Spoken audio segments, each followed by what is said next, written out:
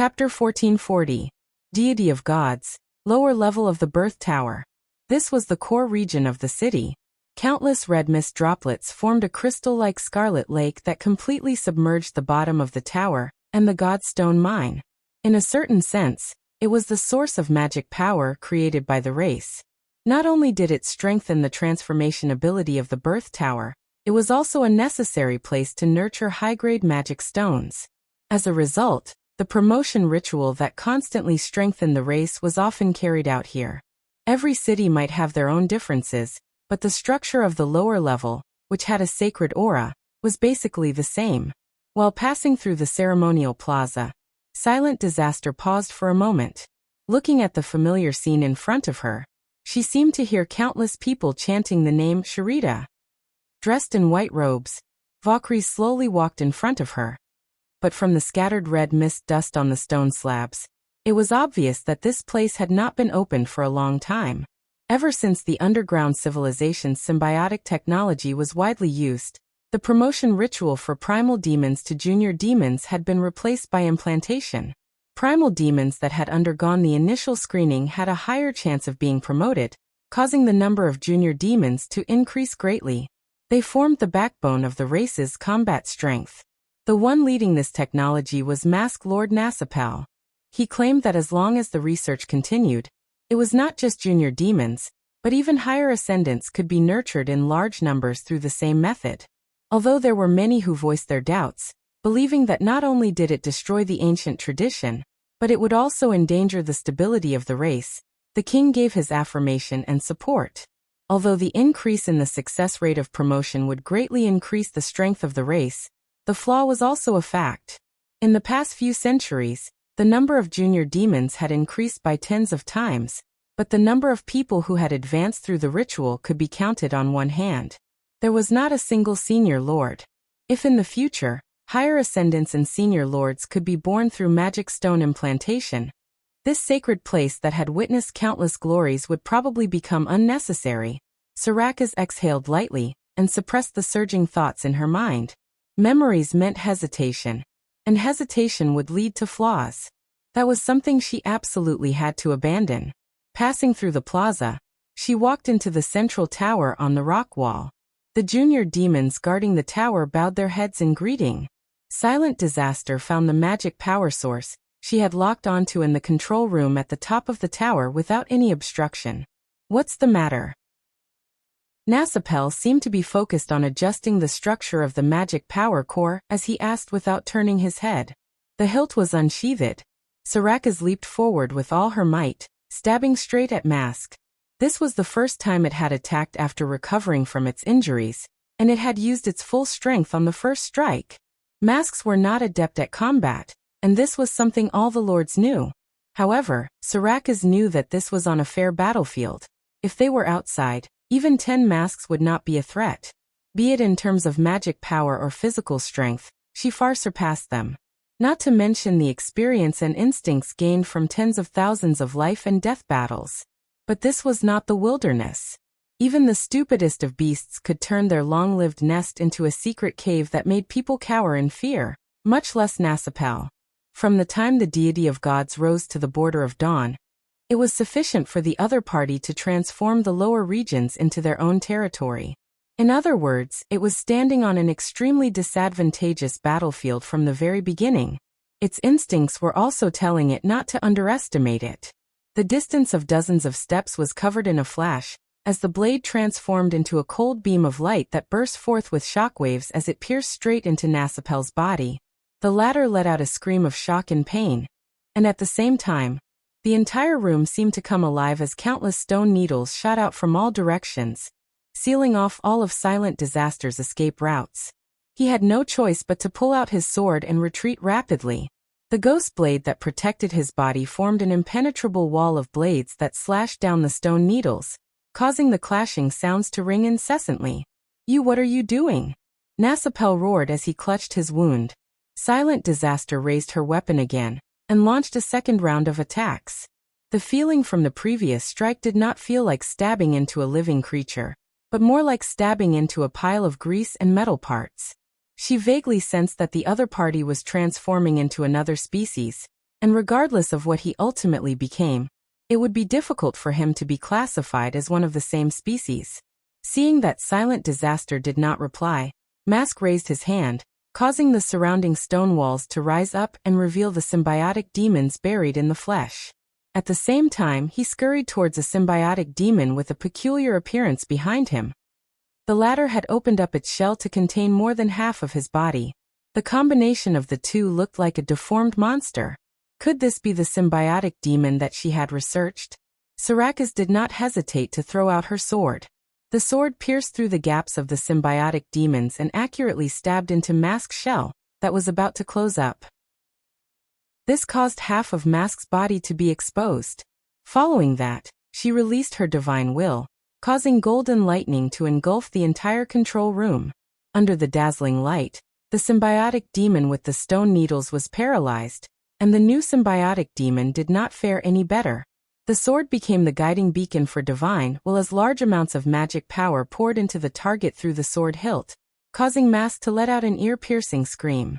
Facing the scattering sparks, Sarkis leaped over the fallen symbiotic demon and grabbed the scorching sword once again. Making use of the momentum of the fall, he pushed the weapon downward. The scream stopped abruptly, and the edge of the blade tilted upwards at the same time, slicing from Mask's chest all the way to the top of his head, cutting his upper body in half. Clang! The bisected Mask slid down from Nasapel's head and fell to the floor. 22 seconds. It turned its head slowly and spoke with its only remaining face. "Is that the last thing you want to say?" Sarkis pulled out her bloodied weapon. "Humans have a pretty good time unit. I used it," Mask stuttered. "And this is also the time that the symbiotic demons obstructed you." "Heh. I thought that it would take longer. The closer I am to death in a battle, the more I can achieve breakthroughs," Silent Disaster said expressionlessly. "Compared to me before I was heavily injured, the current me is much stronger. Unfortunately, you and your creations will never be able to comprehend this point. That's why I hate uncertain things." Mask's voice gradually deepened. "But uncertainty means that I cannot replicate it. As long as I have enough time, I will definitely surpass the limits of my race. There will be no future. Why are you so certain?" A strange smile appeared on the only face that was still intact. "Do you still remember what I've said? In the face of knowledge, no matter how strong your body is, it's nothing." Sarkis instinctively felt an intense sense of danger. "Right, let me give you a present," Mask said softly. "It's something I collected from the humans. You should be familiar with it." As he finished his sentence, the symbiotic demon's carapace opened up once again, revealing layers of sacks beneath his body. The sacks were filled with human explosives. How could it bring such a thing so close to the birth tower? This guy, what's going on in his head? Sarkis's expression changed drastically. Before she could take a step back, a blinding red light suddenly filled her vision. With a loud boom, a fireball shot out from the top of the central tower and rapidly expanded into a semicircle of light. Under its illumination, the lake's surface reflected a resplendent glow. When the fireball exploded, the entire city seemed to tremble. The violent shockwave caused the walls of the city to crumble and fall into the lake, producing a thunderous roar. After the fireball expended its light and heat, it rapidly weakened and left a large empty space above the red mist lake. The high temperature caused the unlit red mist to flee, and the empty space did not close for a long time. The primal demons and junior demons in the area could only struggle and collapse, watching helplessly as the nearby birth tower suffocated to death. However, Sarkis did not feel the corresponding burning and stinging pain. At this distance, the explosion would be further amplified by the red mist, and the violent shockwave should have been enough to tear her into pieces. It slowly lowered its arms and opened its eyes again. She saw Hacksword standing with his arms outstretched, raising a huge distortion door in front of her. Where the door did not cover, all the furnishings were reduced to dust, and half of the tower's roof was flattened. Chapter 1441. What are you doing? Skylord roared. If not for Silent Disaster's sudden departure, if he had been a step late, not only would Silent Disaster have died, even he himself would not have been able to escape. The thought of what would have happened if the other end of the door was still in the red mist pond, or if he did not have the time to open the second distortion door, made Hacksword break out in cold sweat. But it was not any better now. Regardless of whether Mask was dead or not, the king would definitely find out. Even if he had nothing to do with the matter, it did not mean that he could escape. As long as the king requested to look through his memories, he would undoubtedly be placed in an extremely passive position. It couldn't help but be enraged. Previously, when Silent Disaster refused to help him, he thought that she was a calm and rational person. He never expected that after meeting Valkyries, Sarakas's attitude would undergo such a drastic change. That's not right, she is still calm and rational. That's why she left silently and did not explain her plan to him first, because she knew that he would stop her. Once Plan B is activated, the matter will be irreversible, and there is only one way to stop it. Silent Disaster's tone did not change, as though she did not care that she was just a hair's breadth away from death. Who said that's the only way?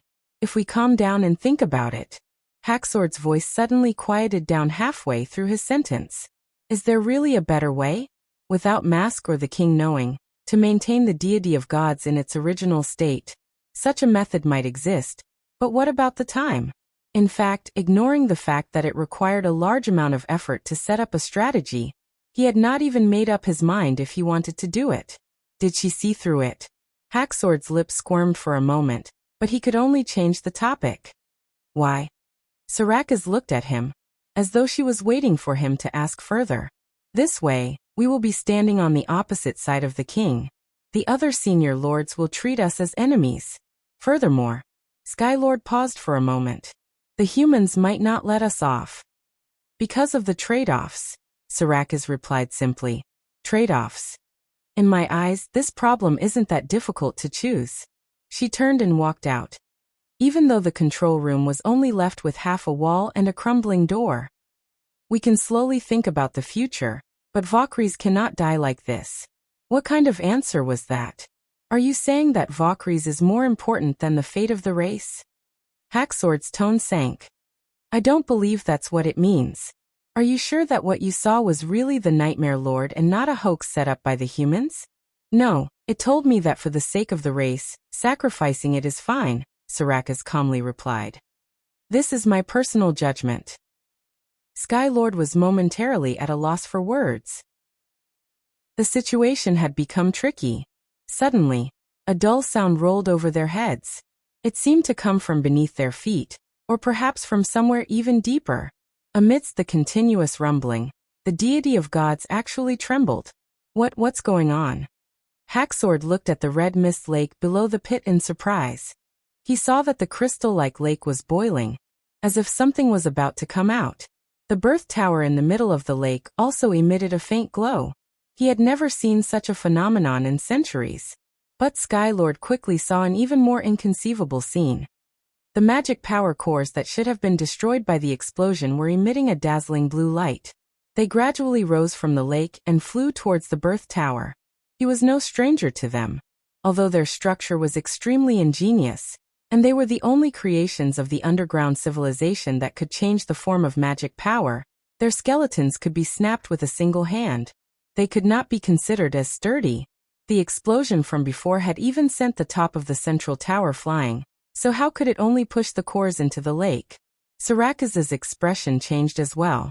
She unsheathed her sword and ran a few steps forward before throwing the hilt with all her might. The blade transformed into a stream of light, and accurately struck one of the cores. But the latter did not shatter. Instead, it remained motionless. It was as though the sword had stabbed into an extremely sturdy object as it spun, and was sent flying before falling into the churning lake. How can this be? Sarakas muttered. When the cores reached a certain distance from the birth tower, a flickering band of light appeared between the two, as though they had become one. It was the same for the other cores. At the moment when the 4 bands of light appeared, the 4 cores began to revolve around the birth tower, and the light emitted from the birth tower reached an extreme. Boom! The tremors intensified by several times, causing dust and gravel to fall from above. Many of the houses built beside the pit collapsed into the lake, and the central tower did not fare any better. The parts that were connected to the walls of the pit creaked as visible cracks began to spread across the tower. Amidst the intense tremors, Hacksword felt an obvious sense of weight, as though something was pressing him to the ground. The deity of gods was rising. Damn it, shouldn't this plan be activated only after the king arrives at the fertile plains? Hacksword gritted his teeth.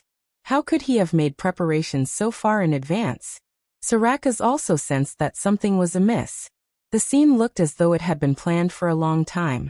Could it be?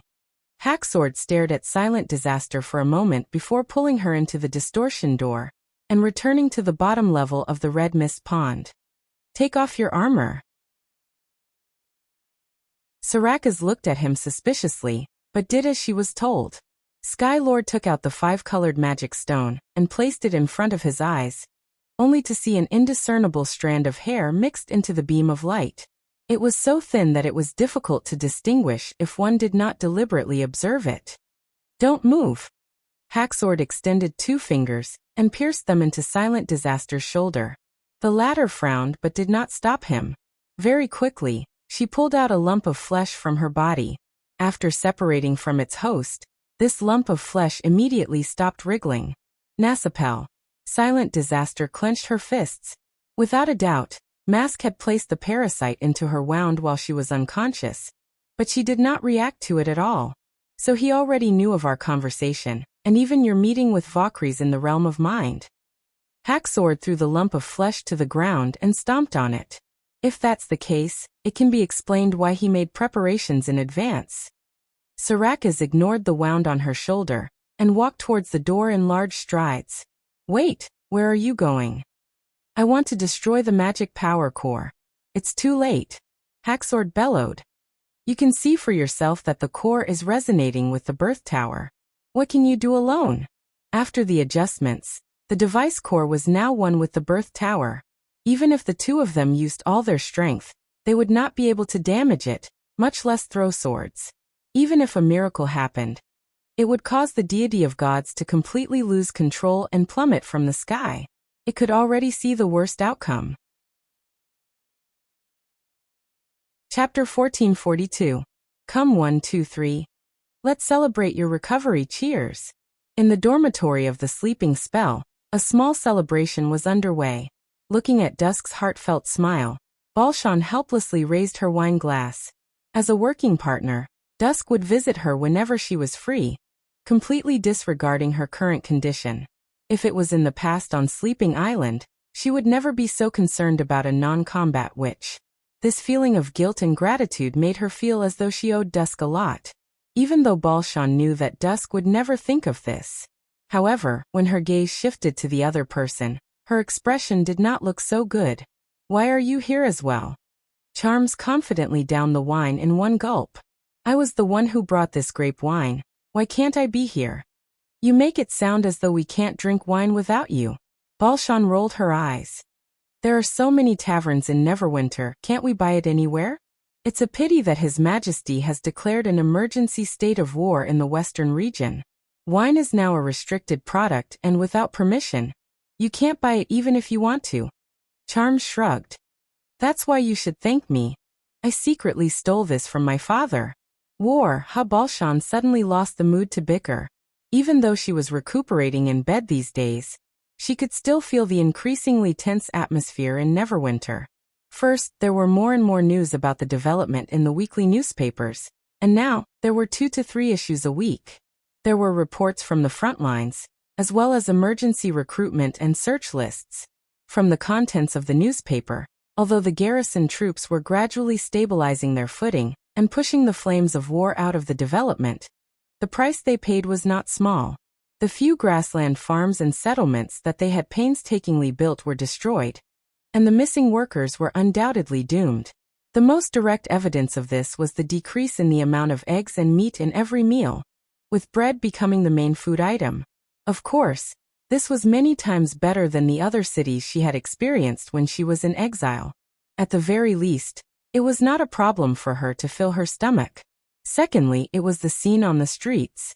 Every day, she would see a large number of recruits dressed in military uniforms passing through the central street, with residents and relatives on both sides sending them off. The nervousness and excitement on the soldiers' faces formed a stark contrast with the reluctance and worry of the people around them. In terms of numbers, the number of troops that were transferred to the fertile plains was not a small number. This scale was on a completely different level compared to the Knight Regiment and the Church's Judgment Army. This was war. For the survival and continuation of the race, tens of thousands of people threw themselves into the fight, and behind them stood 10 times, 100 times more people to provide support. Compared to this, the battles she had experienced as a combat which were indeed insignificant. She had chosen to go to the fertile plains with dusk earlier because she did not want to be seen by too many familiar faces. Now that the pioneering land had been destroyed, she would return to being a useless person again. "Hey, why aren't you talking?" Charms was surprised that Balshan did not mock him. He scratched the back of his head and stole a glance at Dusk. "Did I say something wrong?" Xia doesn't know. Xia stuck out her tongue. But Xia knows that people who say the wrong thing have to drink 3 more cups. Are you drunk?" "No, this is only the 2nd cup. Dusk is fine." Knock, knock, knock. At this moment, someone knocked on the door and interrupted Balshan's thoughts. "Coming." Dusk jumped and opened the door. Lady Camilla?" Standing behind the door was Sleeping Island's chief butler, Camilla Derry. She scanned the room before walking towards the other 2. "Looks like you've exceeded the visiting time." Balshan forced a smile. "Madame Derry has a deep hatred for people who aren't punctual.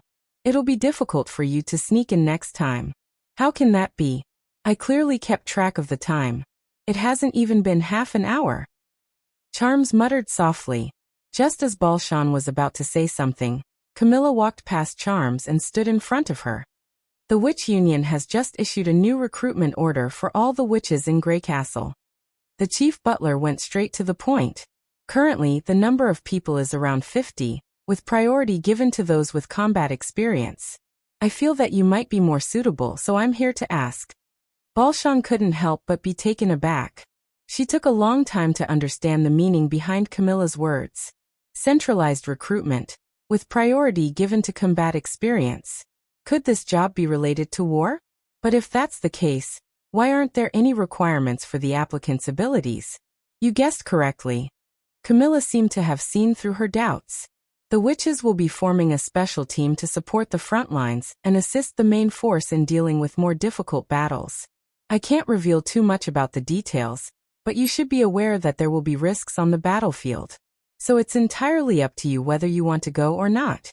Of course, even though it has nothing to do with abilities, it doesn't mean that you will definitely be chosen. The final outcome still depends on, I'll go." Balshan immediately replied. There's nothing to hesitate about, isn't there? Or rather, she had been waiting for such a day for a long time. "Then follow me." Camilla turned her body. "Hey, are you really going to the front lines?" While passing by Charms, he sounded a little worried. "What? I thought you would cheer loudly."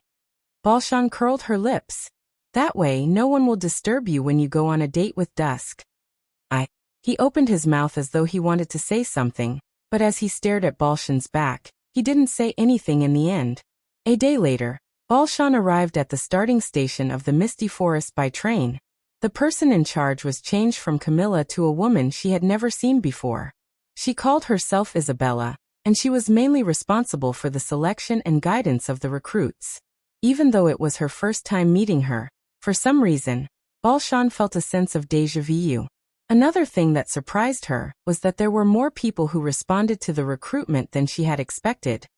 Not only from the sleeping spell, but also from the Witch Union. In the short half an hour of travel, she got to know Vanilla, Amy, Hero, and the rest. Other than that, she also saw a few familiar figures in the crowd, such as Iffy and Nightfall, who were once part of the Bloodfang Association. It seemed like they were more interested in proving their worth on the battlefield. After getting off the train, the witches were led by Isabella into a building that looked like a factory. The moment they stepped into the building, everyone's attention was attracted by a metallic object that was placed in the middle of the empty space. It looked like a car, and the wheels beneath it were proof. But it was different from any other car in Neverwinter. Just one side of the car had 5 wheels, and they were all made of metal. The bottom part of the wheel was connected and wrapped with metal plates, making it look extremely unique. Balshan recognized it at a glance. It was similar to the machines used to dig mud and cultivate land. That's right, it was the kind of thing called a tractor. But compared to a tractor, the metal lump in front of her was much larger, especially the upper layer, which was almost completely surrounded by metal plates. There was a fortress-like turret at its head, and a short metal barrel protruding from the middle was obviously a cannon. One look and it was obvious that it was a weapon made for war. Chapter 1443. All of you should already know that our city is under attack. Isabella clapped her hands to gather everyone's attention. But the enemy isn't just the demonic beasts. Behind these mutated beasts is an enemy that isn't inferior to the demons. According to reliable intelligence, their attacks will only get fiercer and fiercer, and the scale will continue to expand until they completely crush us. Neverwinter and the First Army naturally won't allow them to invade the last territory of humanity. However, it's easy to deal with the visible enemies, but the invisible ones are the real danger. This isn't an exaggeration but a factual description. At this point, she snapped her fingers, and a few soldiers lifted a large piece of sackcloth. Hiss! There was a gasp of surprise in the crowd. Balshan was no exception. She had been captivated by the large metal object the moment she entered the factory, and didn't notice the large gray cloth. And what was hidden beneath the cloth was a strange monster. It was half-standing, nearly 2 meters tall, and its scythe-like claws hung in the air, as though it would pounce on them at any moment. But upon closer inspection, one would realize that its body was covered in wounds. One of the wounds was as wide as a thumb, extending from its chest to its abdomen. It was a miracle that it didn't fall apart. Balshan realized that this fellow was already dead. The monster in front of you is what I call an invisible enemy, Isabella said loudly. When it moves, its entire body will blend into the background, and it will look like it has disappeared. In order to kill it, the First Army paid the price of more than 30 men, and this happened in broad daylight. If there were more of them, and if the battle were to occur at night, the consequences would be unimaginable. At present, we have named it as a blade beast. There have been 5 confirmed cases of blade beasts attacking the development, and almost every single one of them was accompanied by a large number of casualties. This is just a specimen that was dragged back by the soldiers after it was torn apart, and it was pieced together according to Summer's recollection. Without a doubt, it will be our main target in the future. Then what can we do? Amy raised her hand and asked. Good question. Isabella nodded. Although blade beasts aren't demons or hybrids, they have a certain similarity, and that is magic power. In the eyes of ordinary people, they may be difficult to track, but for witches, as long as they go through a certain amount of training, they can make it impossible for them to hide.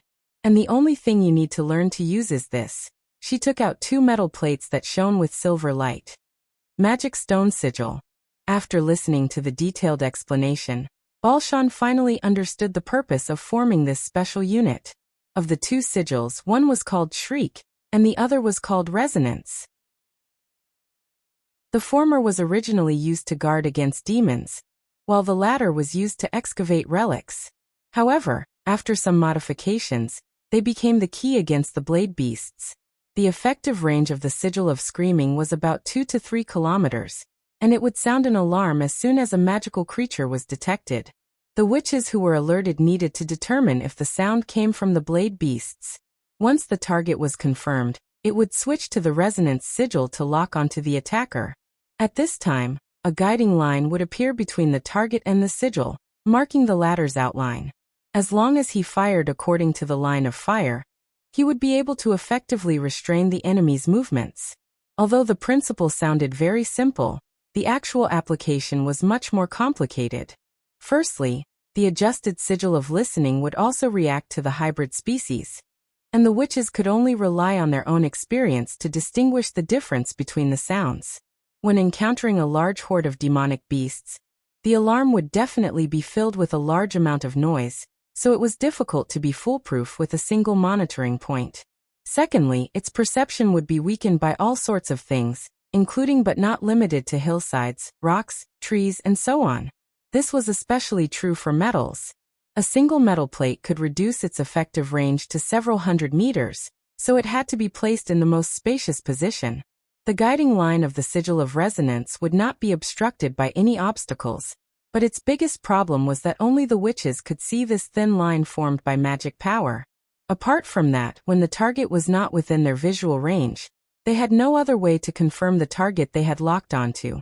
In other words, if they mistakenly used the hybrid species as a guide, the sigil of resonance would not show any abnormalities. I can teach you how to control the sigil, but I can't teach you how to protect yourselves, Isabella said methodically. Therefore, His Majesty has arranged a suitable position for all of you. And that is the commander of the war chariot. This iron war chariot, known as a tank, is a new weapon developed by the Ministry of Industry. It has both offense and defense, and even if it is surrounded by the hybrid species, it will not be difficult to escape unscathed. The short-barreled field cannon installed on it can destroy all enemies. As the commander of the chariot, you do not have to personally operate this complicated machine, but only have to guide the driver and the gunner. Of course, when necessary, you can bypass the gunner's control and take the initiative to aim. His Majesty calls this system annihilation fire control, and all of you are the core of this system. Commanding and driving this gigantic machine, Balshan couldn't help but feel eager when she imagined the scene of this thing crushing the demonic beasts. In the next few days, all of you will be training with the First Army's tankers to understand its basic capabilities.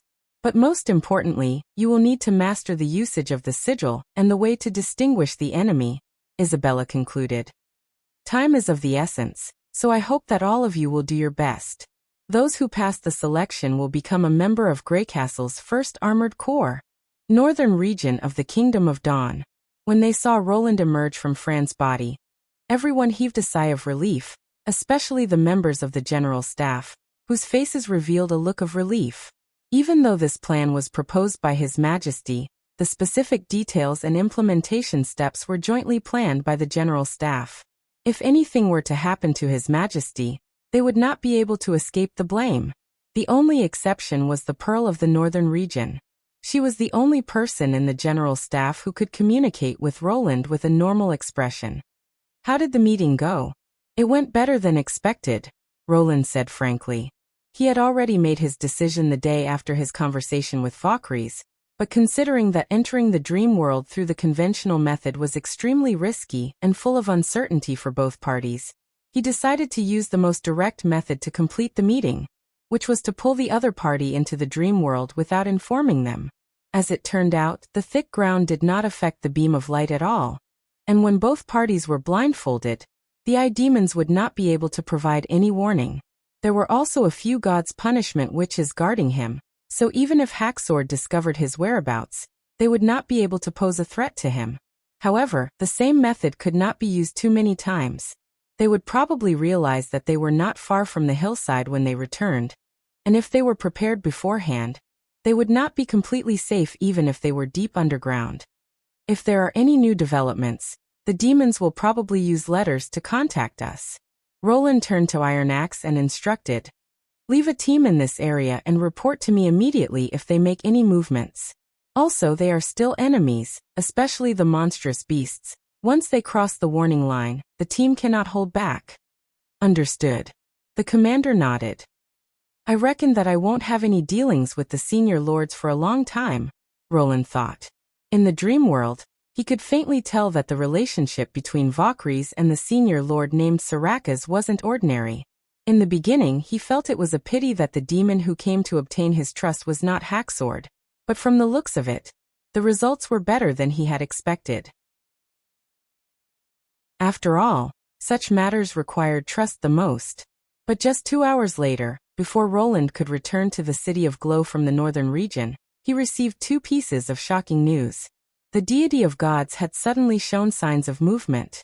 According to Lightning's report, it was slowly ascending vertically, and its bottom was more than 300 meters above the ground. This seemed to defy the General Staff's conjecture that the floating island's height and magic power consumption were closely related. The second was that Fishball's team had once again seen the figures of the senior lords on the hillside, but this time, there were 2. Chapter 1444. You entered the realm of mind from here? Hacksword surveyed the hillside before his gaze landed on his feet. Silent Disaster nodded. I don't think that mail will come again. He quietly opened a distortion door the size of a finger and extended his hand into it. It was soil. Furthermore, once the deity of gods begins its descent, there is no way to reverse it. You are just wasting your time. If you don't wish to come, you can leave first. Sarakas remained unmoved. If I leave, who will take you away? Hacksword rolled his eyes silently. You have already made a move on Mask. Aren't you saying all this just to anger me? When the king flipped through the memories, he was certain that he would see the Sky Lord's figure everywhere. Disobeying the king's orders, not reporting what he knew, instigating. He could imagine all these crimes with his eyes closed. If the king really sent other senior lords to deal with him, with Silent Disaster, who had top-notch combat strength, by his side, he would at least be able to protect himself. 100 meters down, it was still soil. It doesn't matter if I can leave. Besides, just because you can't do anything, doesn't mean that Valkyries can't. Tisk, why don't you think about who came up with the idea to find Valkyries? What if she can't? Silent Disaster did not reply. After descending 500 meters, the side of the distortion door suddenly turned into an empty space. Hacksword adjusted his direction slightly, and his fingers quickly touched a sticky liquid. He had an idea. Have you ever considered forcefully taking this mail with you? Silent Disaster's eyes flickered, but she quickly regained her composure. I might be able to bring him away, but keeping him alive will be difficult. You and I both know how weak humans are. Without confirming Valkyries' location, I cannot take the risk. Is that so? Hacksword declined to comment. Regardless, he could not allow Valkyries to remain here and be smashed into smithereens by the deity of gods. It was for the sake of the race, but also for himself. Someone is coming. Silent Disaster looked ahead. There's more than one. Hacksword immediately opened the distortion door. Soon, 3 males appeared on a slope in the woods. The soldier who was responsible for delivering the letter was among them. Although there were more of them than when they first met, they were still unable to pose a sufficient threat to Silent Disaster. His Majesty has agreed to your request to meet. The leader walked in front of them and went straight to the point. You can enter the realm of mind in 15 minutes. But His Majesty has a condition. To actually agree to Sarakas's request, it seems like not all human kings are cowards. What conditions? Hacksword asked. The two of you must split up and enter the realm of mind one after another. And those who are not magic slayers must wear this. The man opened the box and took out an iron bracelet. The bracelet was clearly inlaid with a god stone of retaliation. Hacksword was instantly enraged. It narrowed its eyes and said in a dangerous tone, "What is the meaning of this? Do you think I'll tie my hands and let the humans do whatever they want?" Although the leader had fear on his face, he did not take a step back. Magic power is equivalent to a weapon. It is common practice to remove your weapon during an important meeting. This is not a form of imprisonment. His Majesty believes that you are here with important information, which is why he is taking the risk to return. And because of this, he does not wish for any accidents to happen. What if I don't agree? You can leave on your own and stay far away from the mountain during the meeting, the soldier insisted. That's it. We have no time to delay. Silent Disaster looked at Hacksword. You can wait within the limits of your ability, just like the first time. I don't understand why you must follow me here. This fellow. Must I say it out loud to understand? Sky Lord was momentarily at a loss for words. If it wasn't for the obvious decline in his rationality after seeing the Nightmare Lord, he would not be at ease if he did not follow her. After hearing so much shocking news, it was undoubtedly necessary for him to personally see the Valkyries and eliminate the possibility that it was a trap set by the humans. Whose side is this fellow on? But before Hacksword could discuss further, Sarakas had already walked to the side and closed her eyes, entering a meditative state. Looking at the deity of gods that was still rising, he could only suppress his dissatisfaction and buckle his wristband. The object did not look difficult to dismantle with brute force, and the humans probably did not have any hopes of using the god stone to capture him. They were only stalling for time to prevent him from suddenly bringing silent disaster underground. And the two males behind the soldier, even though they did not carry any weapons, they made Hacksword feel that they were not easy to deal with. After waiting for a moment, Sarakaz's breathing suddenly calmed down. "They're here." Hacksword pretended to casually raise his hand and placed the 5-colored magic stone that was disguised as a ring in front of his eyes. In that instant, a pillar of light as wide as a city wall appeared before his eyes. The pillar of light was so large that he had no choice but to turn his head left and right to see the boundaries of the pillar. In that instant, he even thought that he had returned to the island in the bottomless land. This is, the consciousness domain that Silent Disaster mentioned was as vast as a city? He was beginning to believe in the human's words. With such astonishing abilities, perhaps there really is a way to unravel the secret of the battle of divine will. Hacksword took a deep breath and slowly closed his eyes. That's how it is. Mask has activated Plan B ahead of time. And as he is prepared, I am unable to determine if he is still alive.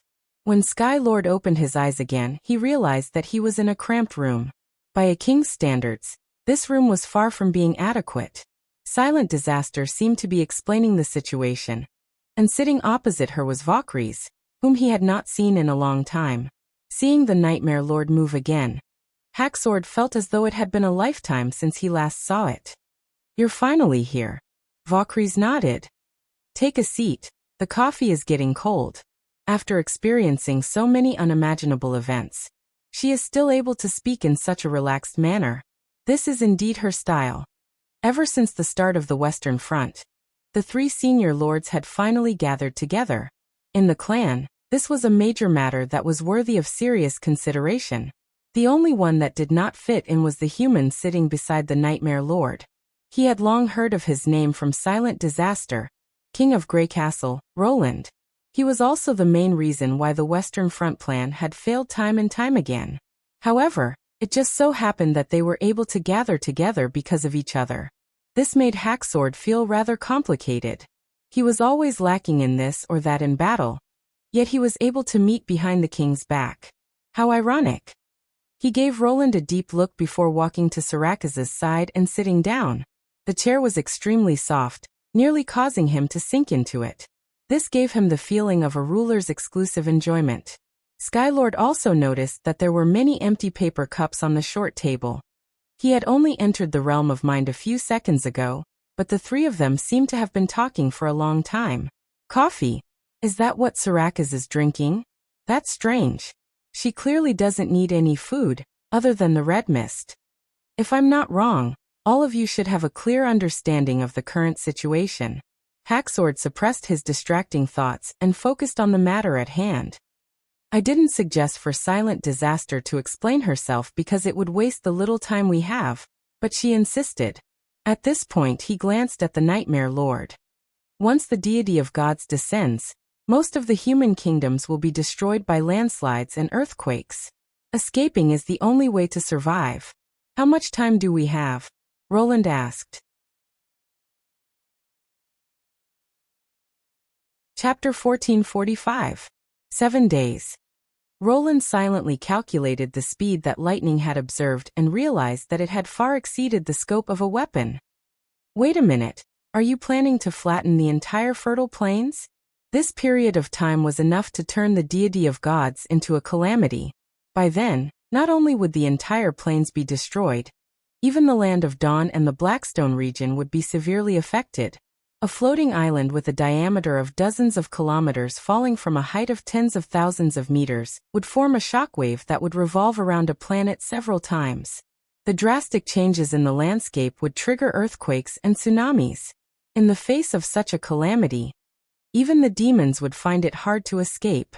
If the fertile plains were smashed into a basin, seawater would flow in reverse, and all life in the Land of Dawn would be wiped out. So where could they run to? With the Heavenly Sea realm closing in on them, the demons' original plan was to seize the human territories to stall for time. This was a fundamental conflict with their strategic goals. Hacksword looked at him in surprise. "You are actually able to clearly understand the effects of the second plan. This will save me a lot of effort in explaining. Of course, the deity of gods will not continue rising. It will probably hover in 2 days and move towards the east of Grey Castle. If Mask didn't lie when he formulated the plan, it will ultimately land near the sea. This way, we can destroy your kingdom and preserve the 2 god stone mines to the greatest extent. It was a truly meticulous plan. Roland maintained his composure on the surface, but his heart was extremely heavy. When he knew that the 2 senior lords had appeared, he knew that something major had happened, to the point that he could not wait for the time needed to receive the letter. This was also the reason why he took the risk to return to the hillside. But he never expected that the news would be so bad. If Hacksword and Sarakas were willing to cooperate, destroying the core of the deity of gods would not be difficult. But the problem was that the nuclear weapons detonator was not mass-produced in a factory. Even with sufficient raw materials, assembling it would require several weeks. The prototype bomb that was detonated in the outer sea of the Kingdom of Dawn was the product of the Ministry of Industry's efforts, and the new warhead was still being manufactured in Neverwinter's high-energy laboratory. No matter how fast they worked, it was impossible to bring it to the Kingdom of Dawn. Taking a step back, even if he did not experiment in the Kingdom of Dawn, it would take at least a day for the detonator to be installed in the deity of gods. And that was enough for the floating continent to accumulate enough power to destroy half of the Kingdom of Dawn. Why didn't you do it from the start? If you can defeat the humans with a god stone mine, you shouldn't have waited until today. What do you think the deity of gods is? Hacksword snapped. Let's not talk about the difficulty of combining the magic core with the birth tower. Just finding a large god stone mine is rare enough. The reason why it only rises for 2 days is that the god stone will wither after 2 days. Judging from the mineral reserves in Hermes, it doesn't even qualify for Plan 2. As expected, it's because of the limited magic power consumption. Since Mask can control it, others should be able to as well. Thoughts raced through Roland's mind.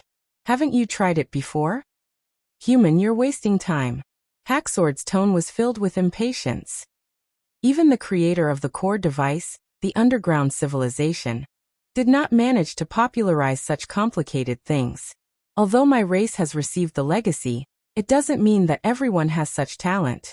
Furthermore, you have not received any legacy at all. Take advantage of the time, run for your lives. I'm not going anywhere. You. Roland raised his drink and deflected Sky Lord's anger.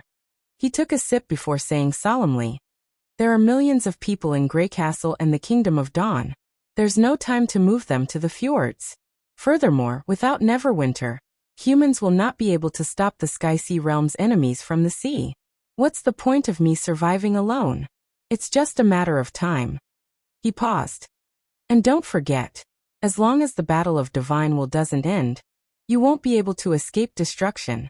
Is that the outcome you want? What's the point of saying it so nicely? Hacksword said disdainfully. If not for Valkyries, I wouldn't even be talking to you about this. I can't deny that this information is crucial. I should thank you for that. Roland said frankly. But what you said isn't entirely correct.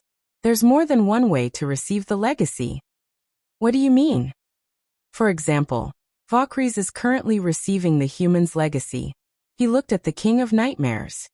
Am I right? Valkyries, who had been listening quietly, finally spoke. I don't deny that. What kind of riddles are you talking about? Sky Lord was displeased. To put it simply, the essence of the legacy is to accept everything the other party knows. Teaching, learning, merging, and mastering. This in itself is a form of legacy. Valkyries said slowly. Actually, if you think about it from another perspective, the legacy doesn't require the death of the inheritor. That is just a rule of God. I'm not human, but that doesn't prevent me from learning and grasping their knowledge. In fact, I've learned a lot during my time in the dream world. Having said that, she turned to look at Roland. You knew all this long ago? It's not too early. Roland nodded. But after seeing your proficiency in using your cell phone to purchase specialties from the Kargard Peninsula, it further confirmed my guess. Even if I were to meet with misfortune, the witches who entered the dream world would definitely be able to spread this knowledge. Enough. What has this got to do with the deity of gods? Haxord bellowed. It's true that humans have never obtained the legacy shards of the underground civilization, but by studying the ruins they left behind, it's not impossible to adjust the core instrument of the deity of gods, Roland said sternly. In fact, the Union has done research on this, and there are still a few witches who possess the relevant knowledge. I don't know if they can successfully stop the magic power core, but compared to fleeing or destroying the obelisk, this is undoubtedly a method worth trying. Skylord finally understood what he meant. Are there really humans who can do that? Although their appearances are somewhat strange, they are undoubtedly humans. You're gambling.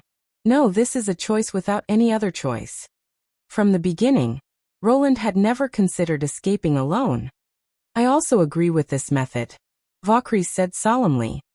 Now that the bottomless land is occupied by the Skysea realm, and King's City is constantly closing in, without sufficient troops, heading to the origin of magic is just empty talk.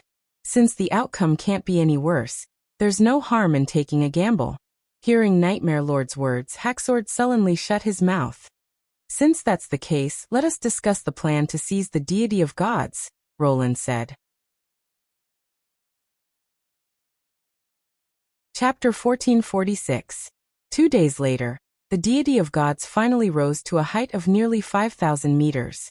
From afar, it looked like a mountain cone stuck in the clouds, casting a shadow that covered a third of the kingdom of dawn and brought forward the afternoon dusk by a few hours. If not for the higher-ups being prepared, ordering the civilians to not go out and imposing martial law in the various cities, just this phenomenon alone would have caused order to collapse. After that, the deity of gods slowly moved towards the southeast of Grey Castle. The moving shadow outline created a distinct twilight line on the ground. Although Silent Disaster and Sky Lord were unable to control the core instruments, they had no problem shutting off the red mist valve. That was the only good news. At least it would not scatter red mist everywhere. Other than monitoring the movements of the deity of gods, the Witch Union and the Administrative Office of Grey Castle did not slack off.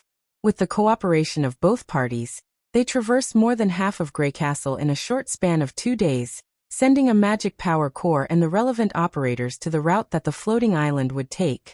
After opening the sealed wooden crate, Roland met Celine in the temporary warehouse in the camp. Phew, even if the carrier doesn't need to breathe, the sensation of being transported in such a narrow space is unbearable. She unfurled all the tentacles on her body, as though she was stretching her body. It's been hard on you, Roland said sincerely. Of course, he knew what it felt like to be sealed in a wooden crate, especially for people with claustrophobia. The experience was definitely enough to drive them crazy. If not for the urgency of time, and the large bomber that could transport heavy loads was still being assembled, he would not have used such a method to transport the ancient witches. Compared to the sufferings in the past, this bit of discomfort is still acceptable. Celine turned left and right. Come to think of it, I'm even more surprised that you want to cooperate with the demons. Your Majesty. She bent her main tentacle and suppressed the voice in her consciousness to the minimum. Are you sure you want to do this? They are enemies without any humanity or pity, and deception is a common occurrence to them. To be honest, if not for your suggestion, Aletheia would definitely have refused to accept the order. Don't worry, I know what I'm doing. Roland replied seriously in his consciousness. The deity of gods must not land in the territory of the four kingdoms. We cannot afford such a loss. Choosing the lesser of two evils is a choice that the three chiefs often have to make. Celine's voice suddenly became much softer. I trust your judgment. Fortunately, Aletheia is not the one operating the core instrument, Roland said with a bitter smile. Otherwise, I would have a headache. That's where you're wrong. Celine smiled. She did complain a lot after hearing this, but it was Aletheia herself who stuffed me into the box. Roland was stunned, and he couldn't help but feel a warm current in his heart. All right, where's the senior devil you mentioned? I couldn't wait to board that floating city. This reaction was slightly out of his expectations. You actually want to go up? Of course. This was a chance to research a brand new core. Using the God Stone of Retaliation to gather magic power and transform it into a super buoyant force, Just thinking about it made people excited. Celine's tone suddenly changed. What's more, it's a city of demons, a city. During the entire battle of divine will, no one had ever managed to break into a demon city, let alone occupy it. All right, what you said does make sense. Roland turned and walked towards a corner of the warehouse. Follow me. After passing through a specially made door, Hacksword and Sarakas were waiting in the middle of the room for the operation to begin. They were surrounded by dozens of God's punishment witches, and both sides stared at each other. Although they were cooperating, neither side could feel at ease. This is... The moment he saw Celine, Hacksword raised his brows in surprise. The carrier of the underground civilization? A witch fused with it? Haven't you done similar experiments? Roland asked curiously. Only Nasapel would willingly turn himself into a monster. Skylord didn't seem to want to continue on this topic. Since you're ready, let's begin. The details of the operation have already been discussed. Now that everyone is here, I will repeat the main steps. Roland looked around. The core that controls the deity of gods is located at the bottom of the obelisk. It's filled with red mist, so the main operators are the gods' punishment witches and the first army. The possible enemies are the symbiotic demons, which are also monstrous beasts. Therefore, do not advance rashly. The first army will set up defense points at key locations, and only approach the core after the surroundings are safe. The main mission of the gods' punishment witches is to protect Celine, so I'll leave this to the two of you. His gaze landed on Phyllis and Zoe. The two bowed in unison. Yes. According to Hacksword, due to the early implementation of Plan B, there were currently hundreds of thousands of inferior demons and thousands of mad demons that had yet to leave. They obeyed the senior lord and did not pose much of a hindrance. As for the senior demons that obeyed Mask, they had already been convinced by silent disaster. The only thing that could not be controlled were the monstrous beasts that had been created. Even though Hacksword had already closed the door to the hatchery, no one knew how many guardians were still roaming the city. Then set off, Roland ordered. Hacksword snapped his fingers, and a dark magic screen unfolded behind him. At the same time, a veil-like red mist surged out. The two senior lords were the first to disappear into the distortion door. Next were the gods' punishment witches and Celine. Following that, the side door of the warehouse opened, and 1,000 soldiers carrying all kinds of equipment entered the portal. The plan to seize the city had officially begun. This is the interior of the demon's city. Celine could not help but sigh.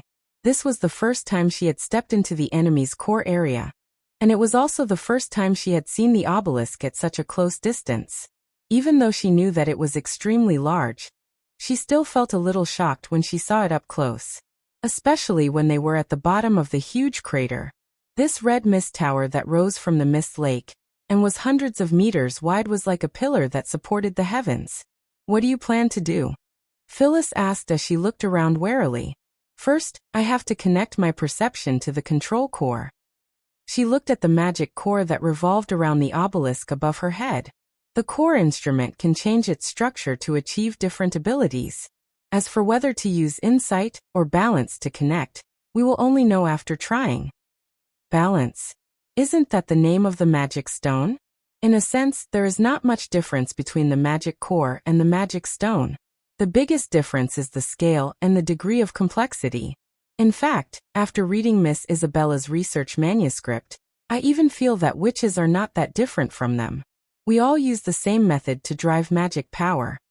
Phyllis was silent for a moment, then skipped this topic. What happens after I connect it? Once I connect it, I will be able to further analyze the demon's core structure, just like how I used the magic stone to analyze the witch's abilities. His Majesty's request is for it to land smoothly, so I should be able to achieve that by slowing down its effects. This is much easier than creating a new ability. Lady Phyllis, Lady Celine, Brian said as he walked over. The first army has finished setting up the defense. The rest is up to you. Celine nodded and then inserted the main tentacle into the magic core that she had brought with her. Soon, the core began to emit a dazzling blue light. It slowly stood up from its inverted state and floated in the air. A thin thread silently appeared, slowly crawling toward the obelisk. This peculiar scene attracted everyone's attention. It was like a spider's silk hanging above the red mist lake, as if it had existed for a long time, and only now revealed its outline. Chapter 1447. The connection process was much smoother than expected. After the cores were synchronized, Celine saw the interior of the obelisk, or rather, the control system as a whole. It consisted of the 4 magic power cores, the obelisk itself, and the parent body beneath it, forming an extremely ingenious system. Magic power reverberated throughout the system, constantly emitting harmonious ripples. After some pondering, she gained a deeper understanding of the system. The 4 cores used different abilities to maintain the deity of God's operations, and the one controlling them was the parent body beneath the obelisk. Of course, it was not entirely accurate. From the flow of magic power, it could be seen that the parent body only had a transformative function, like the control lever on the fire of heaven. As for the lever activating the gears, valves, or steel cables, they were all internally set up. The crux was that it greatly simplified the complexity of the operation. Celine usually needed to spend a lot of time controlling a single core, much less controlling 4 at the same time. But after such an inconceivable transformation, it seemed feasible. She had to admit that Nasapel, who came up with such a system, was a genius. If not for Roland's extensive knowledge of the dream world, she might not have been able to comprehend it, much less replicate the same system. But this also made Celine suspicious. The Union had previously observed the parent body's records, and it was clearly a mutated demon, similar to the chaos beasts that produced magic stones. Since it was a living creature, it should have its own consciousness, which would undoubtedly obstruct the control. How did the senior demon lord turn it into a completely obedient tool? In addition, from the perspective of the system, the obelisk itself did not seem to be important. It was more of a receiving and amplifying function. As the key item that the demons relied on to survive, it did not belong to the deity of gods. This was somewhat different from what she had imagined before connecting to it. With a strong sense of curiosity, Celine extended her consciousness to the demon matrix. In that instant, an inconceivable scene appeared in front of her. Oh my God! She could not help but let out a gasp. It was a gigantic net. In the net that was formed from numerous glowing lines, there were many flickering nodes. She realized that they were the demon cities, and the region where they were concentrated was the continent opposite the Land of Dawn, the Blackstone region. Not only that, but Celine also saw many dimmer nodes scattered outside the net, like pearls that had lost their luster. What shocked Celine even more was that there was an inexplicably familiar feeling inside the mother's body. She entered without any obstruction, as if this was just a place she frequented. Carrier.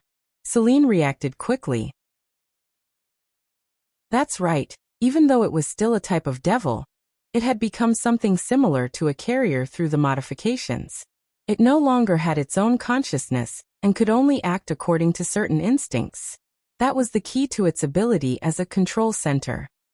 Without a doubt, this technique was closely related to the underground civilization. So that's what happened. Celine had a very complicated feeling in her heart. It was the thrill of discovering a new technology, and the chill of seeing a corner behind the scenes. With the help of the technology of the extinct races, the Witch Union implemented the transformation plan of the gods' punishment witches. As demons who had absorbed the inheritance shard, how could they not take advantage of this? As it turned out, they were far ahead of the Union. But what puzzled her was that the modifications were likely to allow them to control multiple core instruments, allowing them to display astonishing effects. Other than the deity of gods, there was no need for other cities to achieve such a feat after all. The matter was fraught with risk, not to mention that it was equivalent to depriving the modified of their consciousness. And the mother body was responsible for the growth of the obelisk, so its importance to the demon race was self-evident, and its position was definitely not low. But she saw that the mother bodies that represented the city nodes had more or less undergone modifications, and were in the process of transforming into vessels, which was somewhat illogical. Does the king not care about the lives of the demons in the city? Done admiring? An unfamiliar voice suddenly sounded behind her. Celine jumped in fright as she turned around to see a strange demon appear before her eyes. It did not have the humanoid appearance of a senior demon. Its lower body resembled a reptile, and its upper body had more than 10 hands that were of various shapes and sizes. The most eye-catching part was its head, which was like a deformed pillar with many masks hanging from it. Only then did she realize that she could actually turn around in her consciousness. Unknowingly, she was no longer a light soul, but a body with weight. I didn't expect anyone other than me to be able to enter this place. The other party's voice was filled with joy. It seems like you are the same as me, abandoning your original body and not being bound by any rules. All for the sake of seeking knowledge and truth. How is it? Are my works to your satisfaction? There was no need to ask. This demon was definitely the senior lord mask that Skydome had mentioned, Nasapel. Why can I see my own appearance? What did you do? You should be able to guess. Mask proudly spread out his hands. Isn't this very similar to the realm of mind? Celine's expression changed. Could it be that you? That's right, this is the realm of mind that I created. He let out a series of mixed laughter. Why does one need talent to explore the origin of magic? Why can some people enter and leave at will, while others can't even touch it? What I hate the most are those guys who are born extraordinary. That's not right. That's not right. Celine calmed her heart and carefully recalled her companion's descriptions of the dream world. If one wants to see themselves, a mirror can do it. The realm of mind can accurately reflect all living things, but other than a glowing net, there is nothing here. And most importantly, I only see the appearance of a carrier, and not the real me. What's so bad about being a carrier? If not for this body, you won't even be able to control the magic power core. Mask snorted. The realm of mind is just a name. No one can dictate what it must be like, although this is indeed a byproduct of an experiment. As for what I've really done, isn't that something that's obvious at a glance? He walked towards Celine and passed through her. Of course, that is to escape the shackles of a shell and become an existence that transcends everything. Celine was momentarily dumbfounded. Every body has its limits. There is no perfect body in this world. Since that's the case, why should I continue on this hopeless path? Do you see this net? Mask's voice grew louder and louder. Through it, I can be everywhere. This is more powerful than any other body. When it develops to a certain extent, I can even exist in multiple places at the same time. Or rather, I can create countless me's. With this, I can head to the most dangerous places and conduct the most dangerous experiments. I can explore all the mysteries of the world without any apprehensions. You should know what this means. Nasapel raised his hands high. All feelings, experiences, and knowledge will belong to me. This efficiency of absorbing knowledge will definitely allow me to evolve. It doesn't require talent, and has nothing to do with magic stones. Isn't this the dream of all those who seek knowledge? This guy is crazy. She finally understood why the mother cities that did not become the deity of gods underwent the transformation of carriers. It was not the intentions of the Demon King. Instead, it was Mask's doing. Looks like you realized it too. Nasapel took off one of the masks and revealed a female's face. On that face, the corners of his mouth were curled up stiffly. After leaving the realm of mind, the senior lords are nothing more than this. And the king, even in the presiding Holy See, he did not realize the minute differences between the participants and me. They are too reliant on their abilities. But you will not have the chance to bring this information out. Stay here and become a part of me. As soon as it finished speaking, the four cores abruptly stopped operating. Chapter 1448. No stop. Celine cried out in astonishment. Once the magic power circulation was stopped, the deity of gods would become a dead mountain that could no longer float. This is my ability. Nasapel spoke with fervor and assurance. Even without my body here, I can control the magic power core from a distance through the net. It did not exist from the beginning, but was created bit by bit after I received the legacy. It does not require the support of talent, and it will not differ from person to person. The current net is obviously incomparable to the realm of mind, but what about centuries or millennia later? You must know that I, who has broken free from the restraints of my body, do not lack time. Rumble, rumble, rumble. Following the stillness of the core, the interior of the deity of gods began to tremble violently. The soldiers stationed around the promotion plaza found it difficult to stand steadily, and many of them were caught off guard and fell to the ground. The deity of gods is descending. Silent Disaster said in a deep voice. Damn it, what's going on? Hacksword roared at Celine. Hey witch, answer me. Mask is interfering with the operation of the core instrument. We need to sever its connection. Celine shouted a few times, but realized that the other party was unable to hear her consciousness. She could sense the changes in the outside world, but she had lost the ability to communicate with the outside world, as though there was a transparent glass wall between them. You are in the body of the Mother of Soul, and that carrier is just an empty shell. How can they hear your warning? Mask said with a ruminating look. And how can it be so easy to sever the connection? In my race, the Mother of Soul's position is second only to the king, and is on par with the senior lord. This is not only reflected in the magic power level, but also in the strength of its body. Not to mention the thick layer of red mist covering it, it is not an easy task to kill it. Furthermore, without the Mother of Soul, how are you going to control the core instrument? Therefore, the outcome will not change. There are hundreds of thousands of your kind in this city. Do you want to send them to their graves? I truly did not know that a witch from the Union era would actually sympathize with a demon. Nasapel sneered. Besides, they are just traitors who sided with Hacksword. Their deaths are not to be regretted. As for those symbiotic demons, it would be a waste to destroy them along with the deity of gods. But as long as I spend more time, I can create more.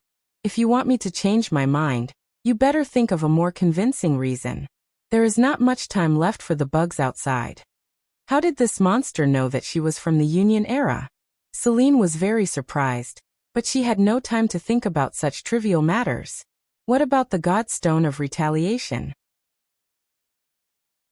If the floating island crashes here, Hermes and Greycastle's western border will also be affected. Are you sure the king won't punish you for this? Skylord sure is thorough. Nasapel did not seem to mind. But exterminating humans is undoubtedly a higher priority. Your Majesty will definitely understand my difficulties. After all, there was a traitor among the great dark monarchs. They had to pay the price. A small price to pay? Isn't the Godstone of Retaliation the foundation of the Red Mist Tower? Without sufficient red mist, you will not be able to establish a foothold on the fertile plains. How are you going to stop the Sky Sea realm that is following closely behind? This reason is more substantial than the previous one. Mask did not refute it. But you have neglected 2 points. Firstly, the symbiotic demons have a much lower need for red mist than primal demons and junior demons. No matter how scarce the resources are, they will not complain. Secondly, I have sufficient confidence in the humans. What does confidence mean? Celine gritted her teeth and asked. I have indeed underestimated Osruk's talent. Humans have slow progress in magic power, but have displayed astonishing achievements in another direction. I am completely confident that if I were to obtain your inheritance and combine it with my technology, dealing with the Sky Sea realm will not be a difficult task. In other words, even without the 2 Godstone of Retaliation mines, I can still win the battle of divine will. Celine realized that no matter what she said, the other party would not change his mind. From the beginning, he was only toying with her. He was like a hunter toying with his prey. With the information unable to be sent out, she could only rely on herself to prevent the disaster. Look, there's no time left. Nasapel looked into the distance. The magic power that was supporting the deity of gods had finally disappeared, and the slow descent gradually turned into a true descent. Under such a drastic change, the soldiers were no longer able to maintain standing, and could only try their best to lie on the ground. I heard that when an object falls, the person standing on it will also fly up. I wonder if I can witness such a scene? How can I reactivate the cores? Celine forced herself to focus. Mask was not in the deity of gods, and he was connected to it through the network. If I can expel him, I might be able to restore the magic power cores to normal.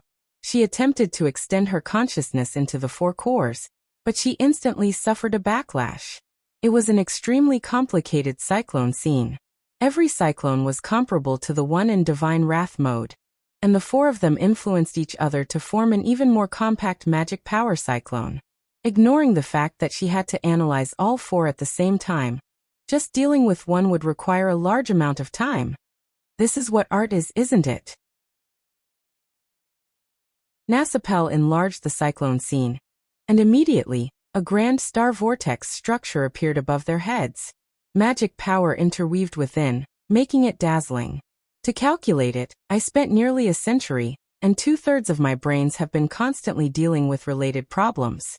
The other senior lords think of me as a monster. What a joke. If I did not modify my body and absorb many brains, how could I achieve all of this? Looking at the galaxy-like vortex, Celine felt a tinge of despair.